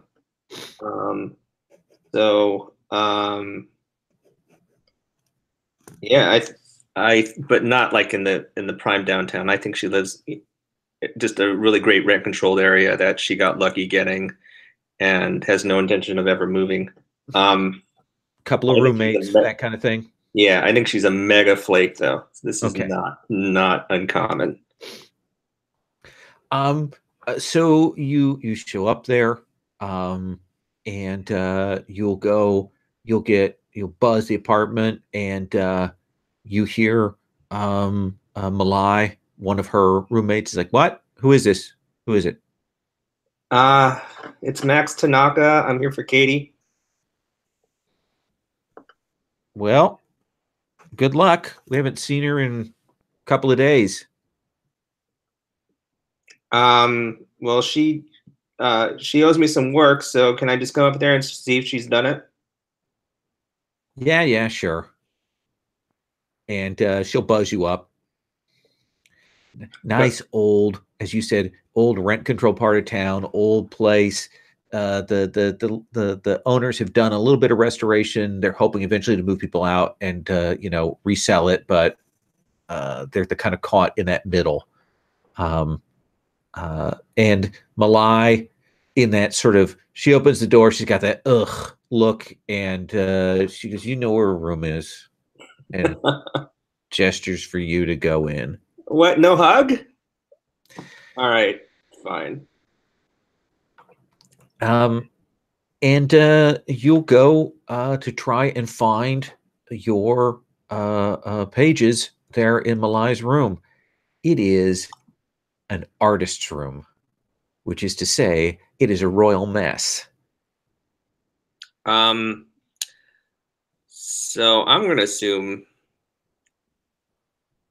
that the pages aren't done because they never are, right? Whenever I see Katie, it's there to remind her to do the work, never to pick up the work. So you will find your pages and your buddy's pages. Huh. And they are done.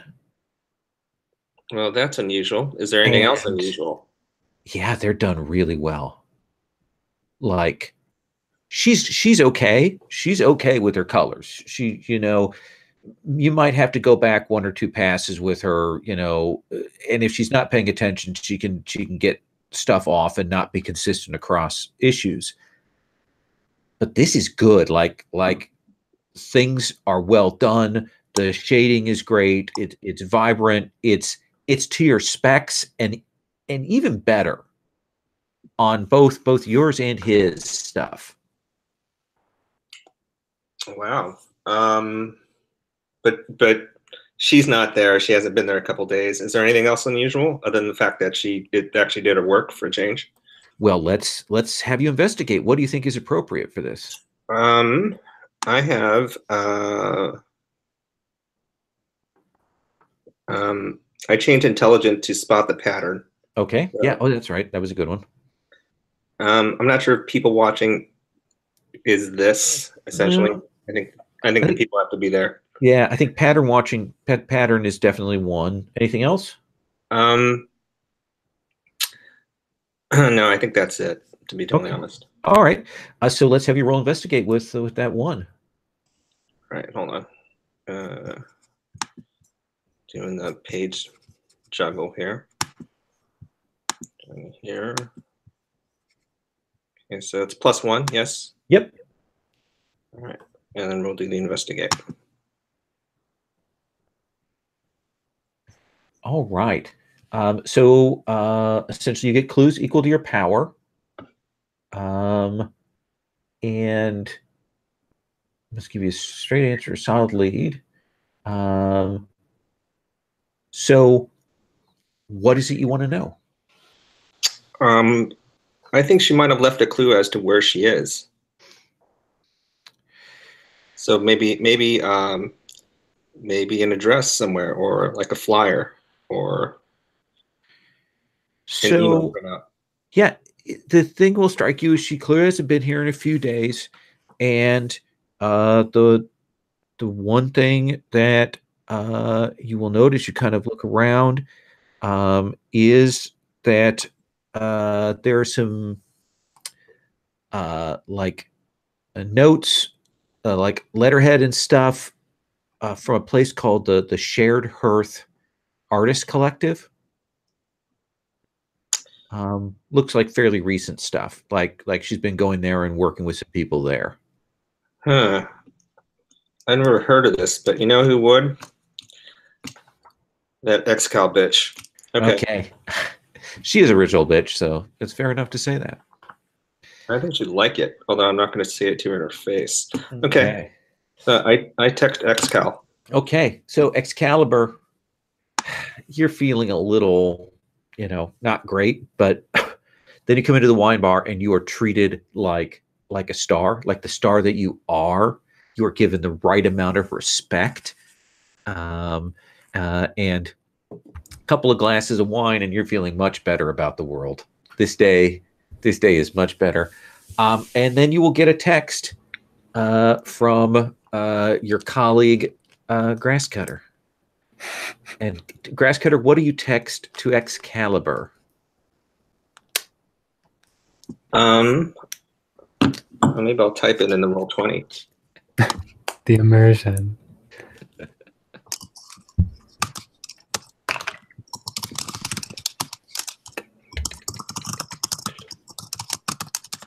Super texting.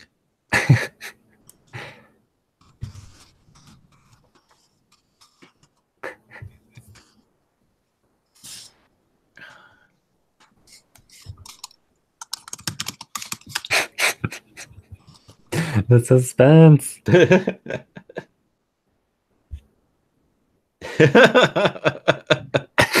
For those of you at home, I will read, hey, do you know about the Shared Hurt Artist Collective? Also, I need money. That's interesting. Are we on a group text? I think I group texted our group. I like that. Yeah. Absolutely. I hate that we're in a group text. I don't like it. I prefer private conversations. So 2 glasses of wine and I'm already annoyed with Max. Someone immediately calls them. Wait, yeah, actually, yes, absolutely. I see that message and I pick up the phone and I call you. And the first thing I say is, I'm not giving you any more money, Max. Well, I said that because I need you to call me. I need to find this place. I have a friend who's missing. What did you call it? The Shared Hearth Artist Collective? Shack? Yeah, it sounds like one of your kind of places, right? Shared Art? Yeah, can I say that I know them all? Are you cool with that? Yeah, you've heard of them. There are another sort of artist collective for struggling artists, and very much quite like your group, but in another part of town. Mm-hmm, sure. Shack. Yeah, I know about Shack. They have this whole message about struggling artists, but everyone knows the Mythos is doing the real work of uplifting at-risk youth. They're honestly just a threat to our whole operations and giving a bad stain to this whole artist scene in this city. Please don't tell me you're getting involved with them. We have a massive biennial coming up, Max. I can't afford you messing around. Well, I only let one uptight person take advantage of me at a time. So unfortunately, you're it for now. But no, I really got to find this friend. If you have a contact there, maybe I could go, or River might be free. I'm sure I could dig up somebody, but I insist on going with you. They're going to try to poach you from me, and I won't have it. Well, then you should definitely go with me, right? You can rep me. I haven't even repped you in the show yet, but yes, I guess if that's what I have to do, just don't call me an uptight bitch to them. Do you understand me, Mr. Tanaka? What if they'd call you one? Can I agree, or is that off the table too? That is off the table. Okay, well, how about this? If you help me, I definitely will help you. So I'll owe you a solid. Oh, I'll meet you at whatever you are now, and we'll talk it over. Oh, you already owe me. I'll bring a car. Hang up. Do you own a car? Do you drive, or do you have a driver? Oh, I have a driver. Okay. Absolutely. So essentially, you hit the Excalibur signal. Yeah. And what's your driver's name? My driver's name is Malik. Malik. Mm-hmm. And within a couple minutes, Malik is outside with the engine purring at the curb. Oh, Malik. So,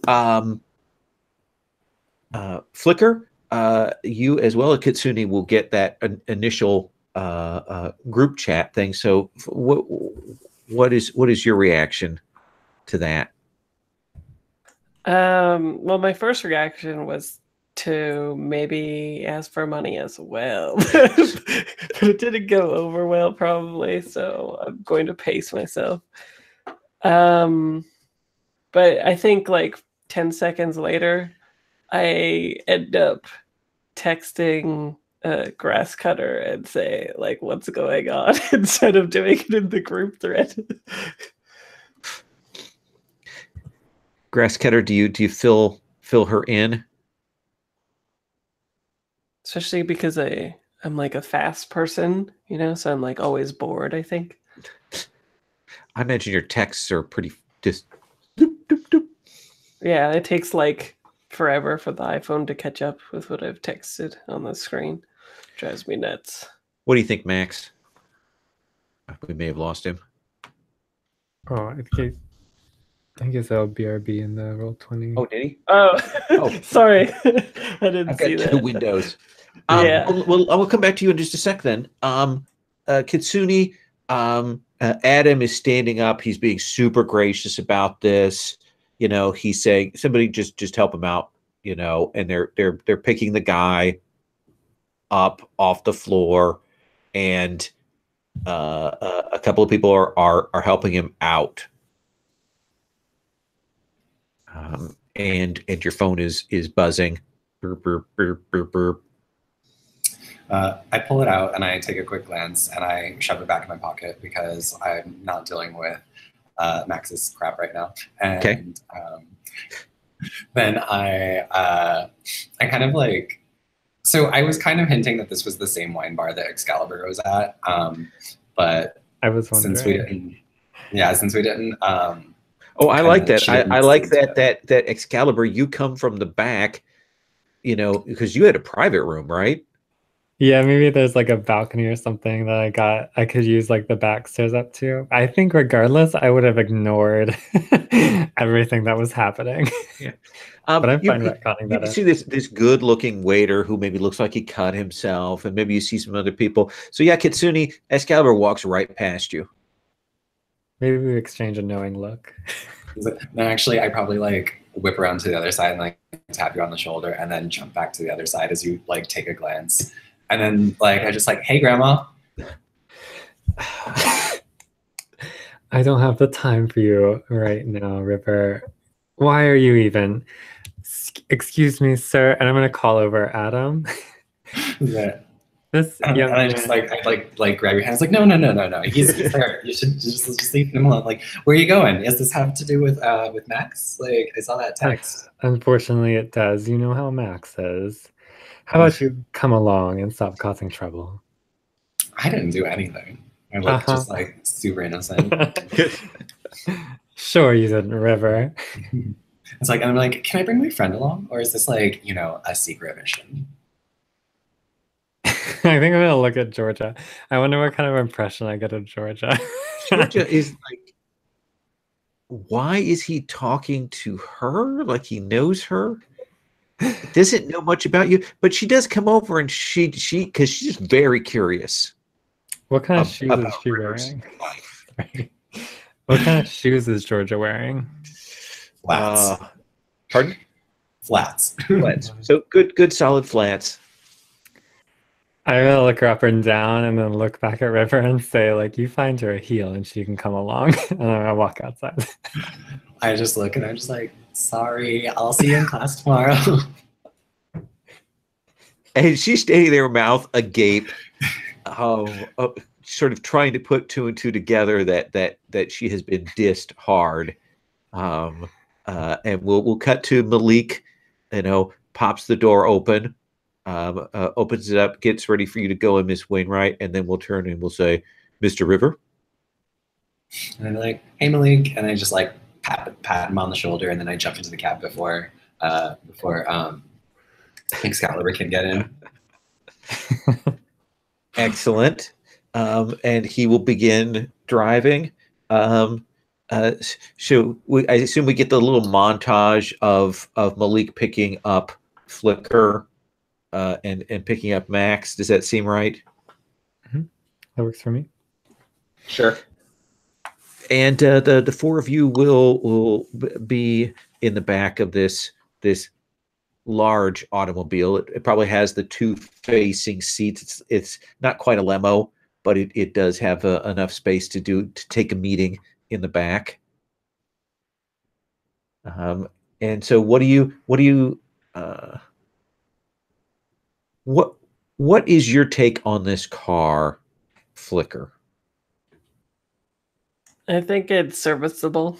I always expect for someone to, well, for Excalibur to roll up in a Rolls Royce, because a Lincoln Town car is so pedestrian, but it gets the job done. And it's probably like heavily modified and stuff like that, right? It's probably like Iron Man's car or some shit.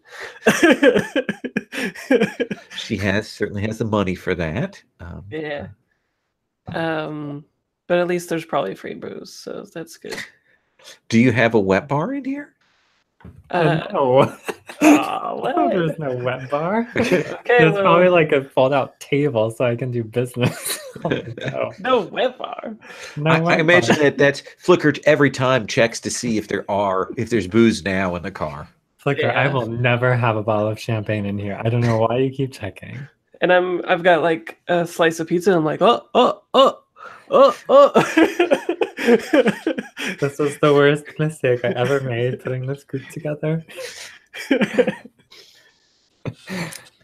And Malik is a highly competent driver, and it's evening traffic. I think we've now established that it's Thursday, so Thursday evening traffic, which means people are heading out to the bars and stuff after work.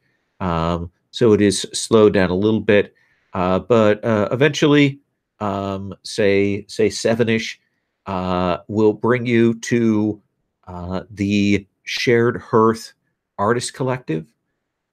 It takes up part of a building. It used to be a brewery that closed down. Some of it has been repurposed as shops. Some of it has been repurposed as kind of a farmer's market area. And then there's a big section that the Artist Collective has there. And they've kind of been given this space by like one of like the neighborhood officials are trying to support the arts. So they don't take great care of it because they don't have as much of a financial stake in it. So Excalibur, who do you know here? Do you know the manager? Do you know the head artist? What do you imagine?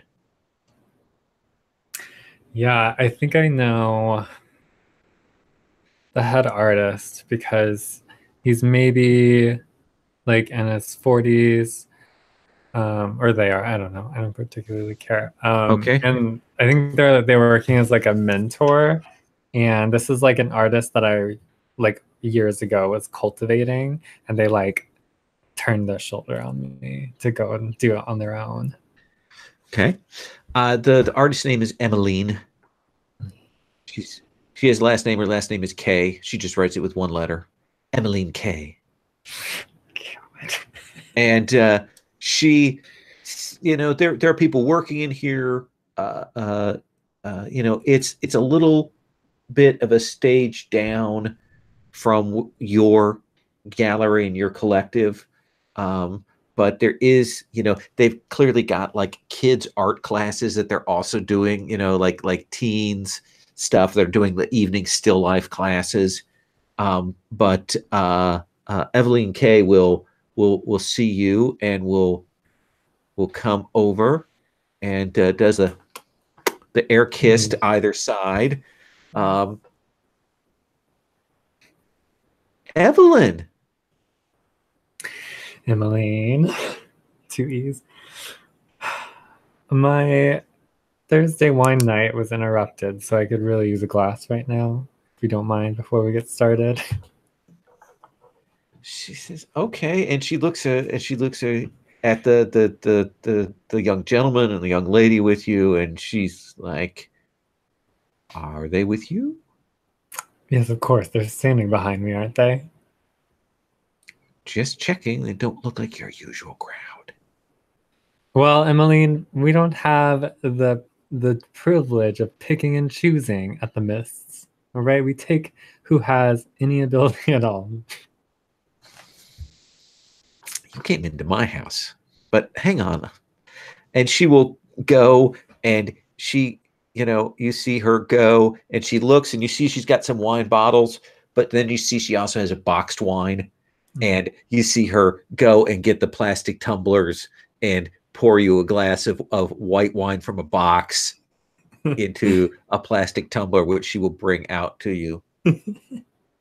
Hold it very like dejectedly. Probably not drink it at all. What do you want? Emmeline, I was asked by a friend. Well, no, that's a little too giving. I was asked by one of my artists if maybe Shaq has seen one of their friends. Someone's missing. Who? Her name is Katie. And she makes a face like, Katie has been around from time to time. She's come here and worked with us, but she's gotten poached from here. She's been poached. I'm sorry. Somebody poached you? And she does this, and she draws herself up. Yes, because we have a vital and burgeoning set of talents here. She says, even as these like 13 and 14-year-olds walk by with their boxes of watercolor paints. Emmeline, I know we don't agree on a lot of things, but there's one thing I'll never disrespect you for, and it's business. So I take it seriously. You have no idea who'd be poaching from you? I do. There has been a new gallery that opened a few months ago. Hasn't done all that much. It's done private showings, and the woman who runs it has been moving around in the circles, going on Craigslist, checking on forums, hitting up the cafes, and even coming by here, and has been, how do I best put this, has been poaching the ones at the bottom. Oh, sounds dreadfully pedestrian. I'm gonna turn to Flickr. What do you know about this gallery? What have you seen? What do I know about this gallery? Oh, gosh. That seems to me like an investigate, maybe? Yeah. So is this you calling on your knowledge of the city, or are you hitting your computer skills for this? What do you think? Yeah, let's see. I think I am hitting. It could just be hipster stuff, like word on the street, because Sure, we've got yeah. Free Thinker. Okay, so there's one. And I guess depending on the information, I could deliver it sarcastically. I don't think that's appropriate. Well, I was thinking too, if I had been working with you, or if you had like seen something about it and I was leveraging your oracleness, or however I knew about that, right, or whatever I think of you as some way, then maybe I've probably been asking you to keep track of like competition, right? I like that justification. That seems like 2 tags. Does that seem good for you? Mm-hmm. Okay, let's have you hit investigate. Alrighty, investigate. Oh, I didn't add 2, but I got a 10 anyway. You got a 10. So it's power 2, so you get 2 clues. You get 2 questions. Cool. Let's see. And then I'm going to check in with Kitsune. Straight answer. Oh, so just any question. Okay. I want to know if there's any shady business with their funding happening. No, doesn't look like that. Like your sense is that this is a person who showed up about 6 months ago and opened a gallery, and not much in terms of financials. So it kind of comes in a little bit blank before they show up in town. Okay. And what's their like cachet in the scene at the moment? They right now their gallery is there are people that have gone there and bought stuff, and they've done well by their sales, and there are people that are saying that they're very good at discovering new talent, and they've definitely been cultivating a large group of people who might be otherwise on the margins. Cultivating saplings is so it is pretty hip. Sounds like. Well, it would be, except that they're kind of keeping it closed. Like they're not. She's very clearly going and selecting people, finding people, and bringing them in. Gotcha. Okay. So what was the question again, dude? Yeah, just like generally what you know about them. Like what information can you fill in? Yeah. Yeah. I think I just put that information into like a low-key thing where it's like yeah, like I'm not trying to step on their toes when I tell it to them. Sure. Yeah. And you didn't get a name out of all of that? It's a very close group. I think you would get the name of the owner. How's that sound? Sure. Okay. The name is Midya Nadar. Midya Nadar. And it's a very close group, Excalibur. Kitsune, what's your take on this? So I'm kind of just watching this whole power play go down, and I'm kind of surprised that Grandma is not like slaughtering this lady, because that's not who I know. Right. And yeah. So I'm like kind of picking up on like the weirdness that's going on, but what I think I'm gonna do is the adults are talking. So I'm gonna go and like see if there's anybody like my age-ish that I can like go ahead and like talk to and see what they could tell me about Katie. That seems like a great investigate move. What do you think is appropriate for your power tags there? Let's see. It's not really that one.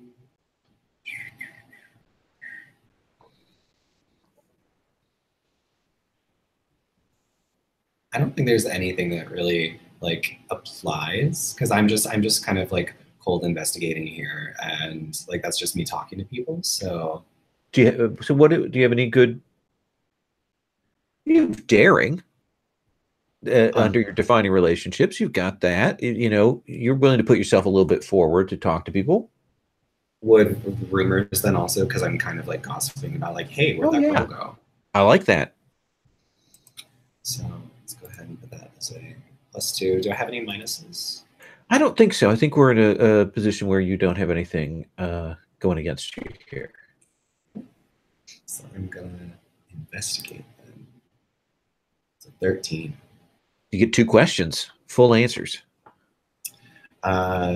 Yeah, so I like mosey up to some of the other art kids, and I'm just like, you know, like casually chatting them up, like maybe flashing my like Nintendo or whatever, and then I'm just like, so like, I think I met this girl here this one time. Her name was Katie, like, but I haven't seen her. Where is she? And what they'll tell you is that, Katie had been around here for a while, and then she got kind of scouted by Nadar, by this new sort of, they've got kind of a weird inner artist group, and I don't know what was going on, but she got really good, like really good. So this Nadar, a couple of us been trying to like get in, because the people that she's scouted, she knows how to spot talent and how to cultivate them, and if I would love to learn, how she's, the stuff that she's teaching them. Like, kind of like, we're like, well, I mean, where would you go to like get scouted? Where could somebody run into this Nadar? Well, I know that she's got this gallery, the Stone Gallery, and she does hang around. There's a coffee shop by there that you could check out. Been there, done that, and sometimes we go by there in case we get spotted, by them, because some of her, the artists actually work there in the upper floors of the gallery, and sometimes they'll come across, and we go and talk to them. We don't tell Emmeline, because she would get pissed if she knew we were trying to slide out, and she's actually pretty good to us here. And I'm just like, hey, like, speaking of, like, have you ever been to like that grandma's art place? Like, I'm not like an artist or anything, but I hang out there from time to time. It looks like people there do pretty good stuff too. And they're like, yeah, we heard about her, but we heard she's a trust fund kid and blah blah blah, and they're not completely negative, but they've clearly, they have followed Emmeline in there, and they know the battle between the two of them, the little tension there. I tried. Are you back, Grass Cutter? I'm going to assume not. All right, so Emmeline will say, Yes, I am back. Sorry about that. Okay. So they've talked to people about Katie, and what are you doing here while they're talking to people and checking up on things? What's your goal here? I think I'm getting angrier and angrier. I think, okay, I'm not really keen on this whole patronage thing. Anyway, I think it's kind of lame, and I think they're exploiting the artists here, and this is exactly the kind of inaction that I hate that Ev does, and it's just going to lead to more trouble. So I think like the scene would be like they might be having this discussion, and slowly in the background I'm kind of blowing up, kind of like frying little things with my finger. Okay. I think after enough of this, I say, you know what? I'm just going to go over there and see if they'll take me. Max, don't be a fool. No, you listen to me. What portfolio do you have? Well, this one, and I take out Katie's portfolio. Is that even your work? It could be. Well, it is. It's her colors. I don't have the time to explain this to you. And Emmeline goes, are those Katie? Is that Katie's work? No, again, I'm the artist. She does the colors. No, I understand that. I get this. I'm not an idiot. And she says that, and she kind of looks and she goes, wow. That she's come a long way. And she actually kind of looks like, she looks through it and she's like kind of maybe a little speechless. Yeah, it's kind of Max Parrish, sure, but I mean, come on, I drew it, right? And she just did the colors. Anyway. Oh no, the art's fine. The colors are just amazing, though. All right, I'm going over there. Ugh, Emmeline, thank you. And I think I like awkwardly look at the wine that I hadn't drank at all, and I'm gonna like try and give it back to her. And she will take it and just drops it in the garbage can. And she will say, well, it was good to see you. Juniper. Juniper, River, come on. We're leaving. River. We should do lunch. Oh, Emily, as soon as we can. Lunch. Absolutely. Definitely. Absolutely. Can't wait. I'll pencil it in later. Absolutely. I'm opening my calendar now. River, let's go. So the three of you can head back out to the car with Grass Cutter, with Max fuming a little bit as you do. Yeah, I'm trying to convince Malik to drive off without his boss. Interesting. Let's see. Well, I think you've got like a 2-point duty to his boss. No, I think it would be she signs my paychecks would be the status that he has. So you want to try and convince him? No, I think I know the answer, but I definitely would like to hear Excal hear me having this discussion. So I'm making a big show of it. I'm sorry, sir. She'll be out in just a second, and then we can get on our way there. But you can settle yourself in and fasten your safety belt, and we'll all be good here. And yeah, you'll hear Max trying to convince Malik to drive, but Malik is very calm, very used to dealing with problematic people for some reason. And so he waits until everybody is loaded into the car and will say, "Where to, ma'am?" I think I'm just glaring at Max. And I think I'm like, if it will just calm you down. Where to, Max? Well, I think I don't know. I say we go now. We kind of go in, kind of blow things up, see if she's there.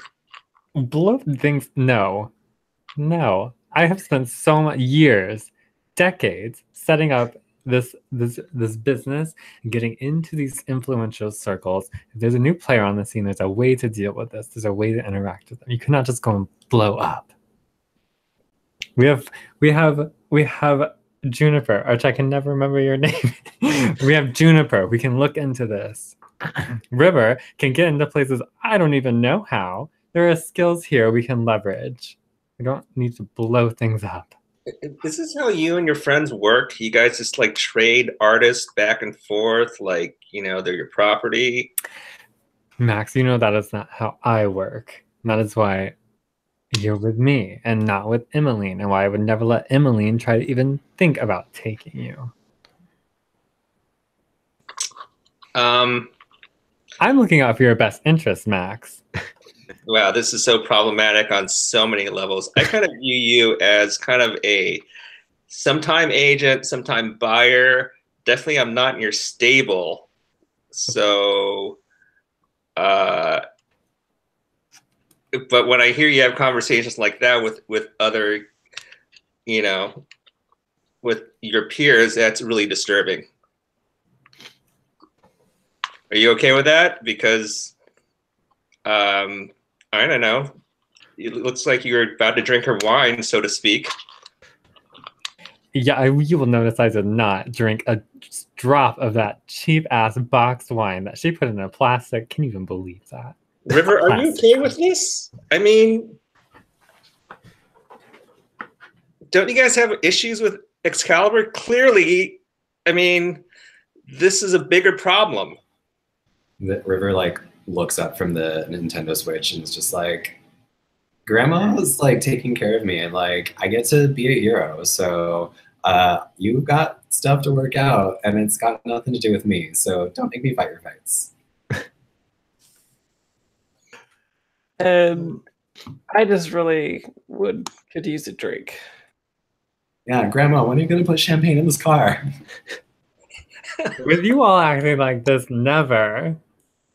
Malik, take us to the place where we can go get. We can do this.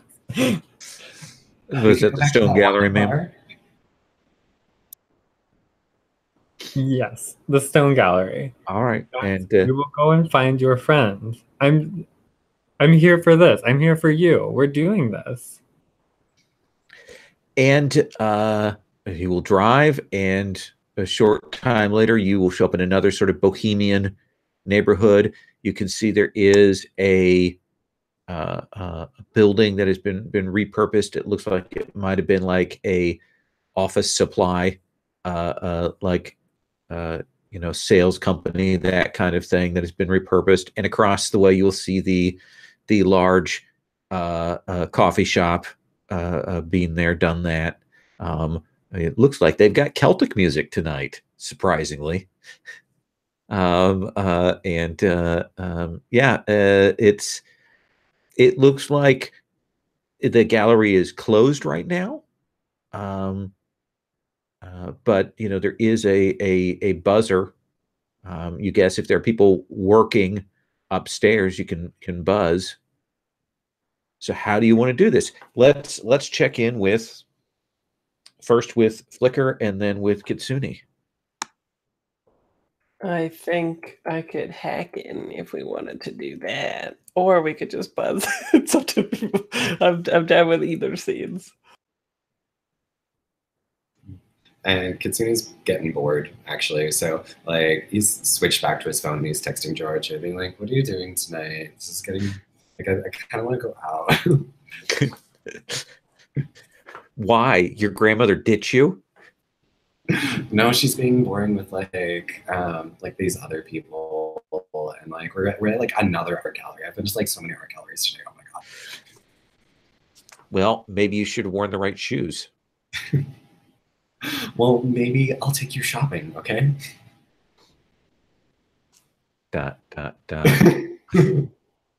Okay. Yeah, so you see Kitsune deeply engaged in texting.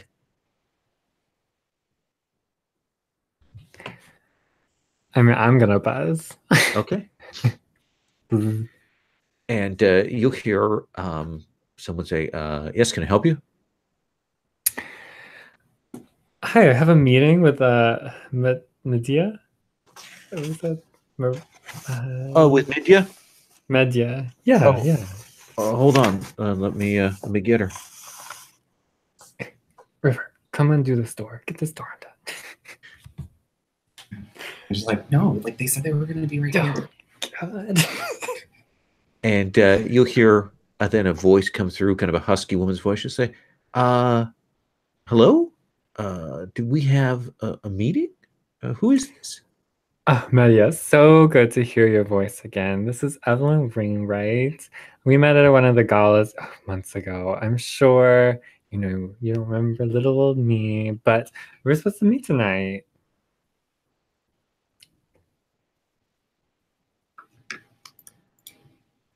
Come on, I have this written down in my planner. There's no possible way I got the date wrong. Well, why don't you hang on, and I will come down. See you soon. And you will see, a minute later, you will see the lights come on in the downstairs gallery. And you will see this tall, impressive woman, maybe Middle Eastern, maybe Turkish, hard to tell her ethnicity. And she walks very confidently up to the door, and you see her unlock it, and she will look and she will say, "Well, I think, Miss Wainwright, you must have me mistaken with someone else. However, It is a pleasure to meet you. Oh yes, it's always, I think it's best for us gallery gals to get to know each other. Unfortunately, though, tonight Mhm. we seem to be on a bit of a missing persons case. And I'll look to Max and I'm like, here you go. You want to run the show? And she'll turn to you and she says, okay. Katie, this is her work. She here? Let me check. And she will step back and she will text up. And she'll say, yeah, shall I have her come down?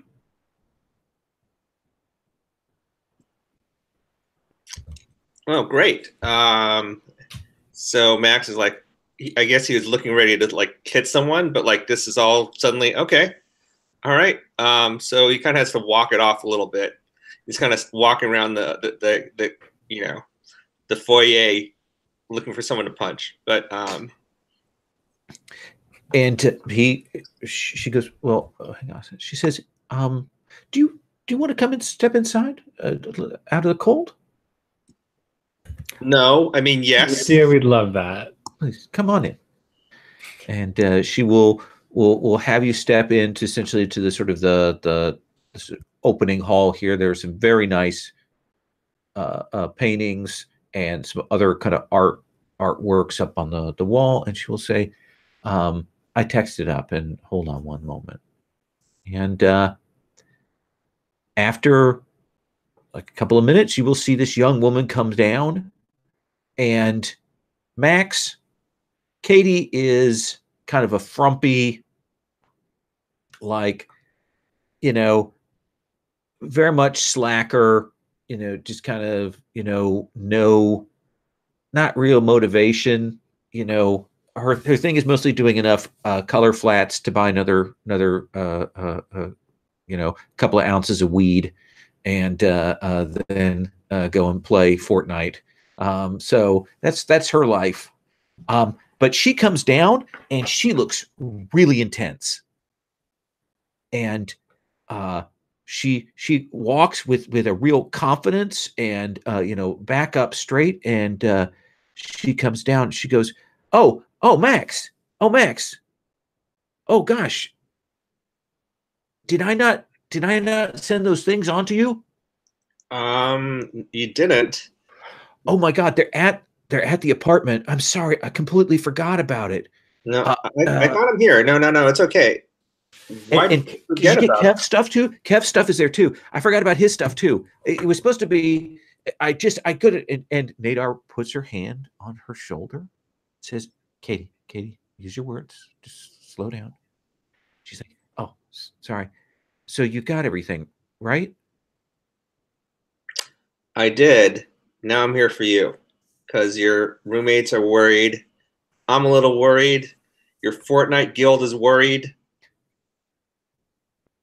She says, I'm right in the middle of work right now, but I tell you what, I will call Malai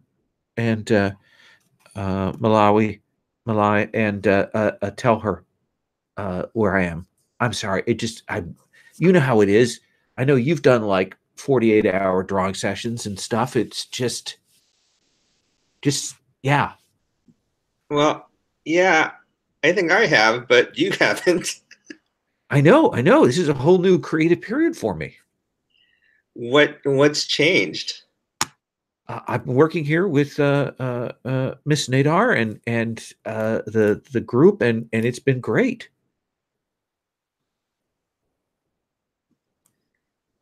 Are you happy? Oh yeah, absolutely. I'm making such breakthroughs. Well, can you show us some of your? We're here, and I'm glad you're safe. But we drove all this way to to make sure that you're okay.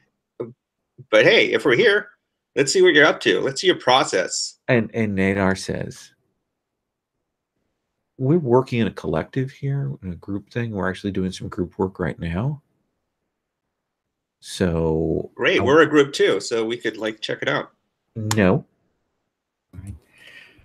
If you want to come back tomorrow, I'd be more than happy to, we'll get Katie all set up. Or if Katie, if you want to go with Max now, if you want to go and talk to your roommates, I didn't realize you hadn't been in communication with anybody. You could do that. And she's like, I'd really rather keep working.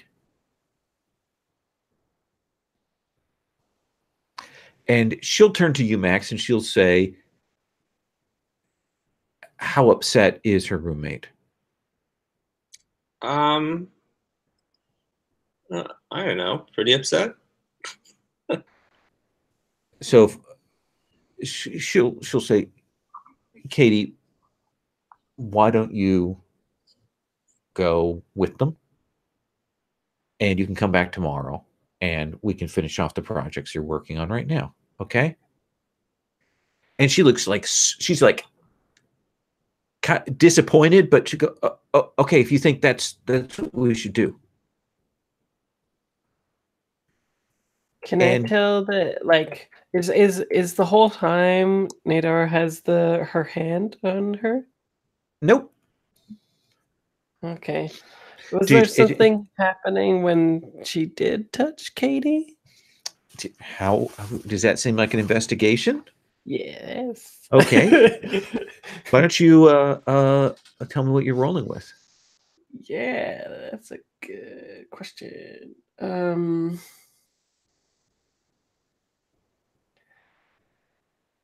Perfect spatial sense. I don't know if I have any takes that apply to this particular thing. And just roll with a straight 0. Let's see what happens. We'll carry all bag. Gives me advantage. I don't think that's directly relevant to this. Oh, I'm pretty good at that. 10.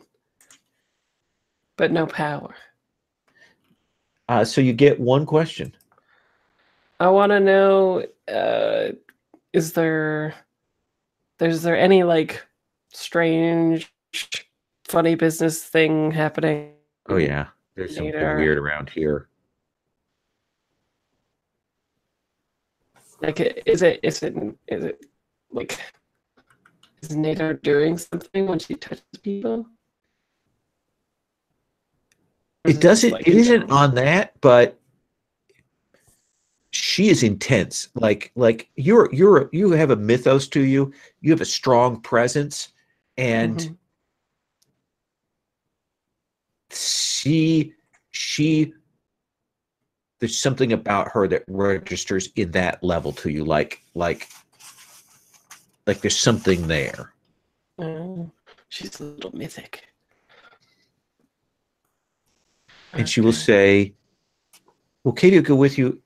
Do you want to come back tomorrow, Miss Wainwright? I would really love to have you take a look through some of the work we've been doing. Oh, well, I don't want to intrude. Well, I know. Listen, I know you were put out helping one of your artists on a personal matter. So, why don't you come tomorrow and we can talk one-on-one.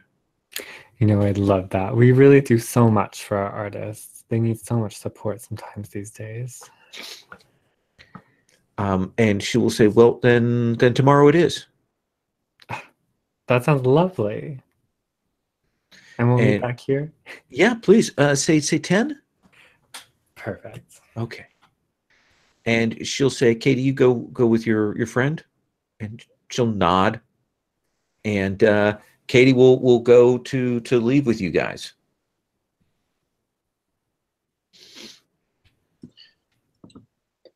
Great. So yeah. Let's go. Okay. I've got one last line to deliver, and then we're going to wrap for tonight. And that is this, Kitsune. They're rolling back into the car.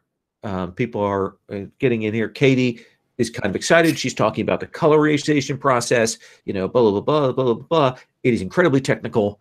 and insanely boring because I've heard people do this talk. It is like crazy. But as you're getting in the car and you look across the street at the coffee shop, you will see seated there at a table that's like right at that window, like directly, clearly to watch this art gallery.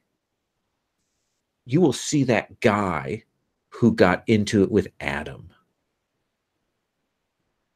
And he looks disheveled and angry, and he is staring at this place with that 1,000-yard glare.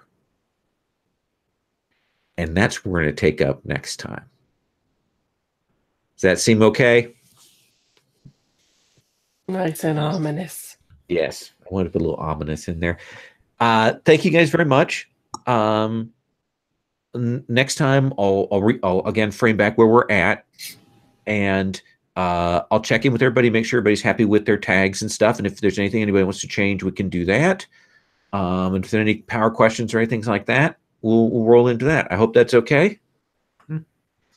Awesome. Well, then I'm going to stop the broadcast.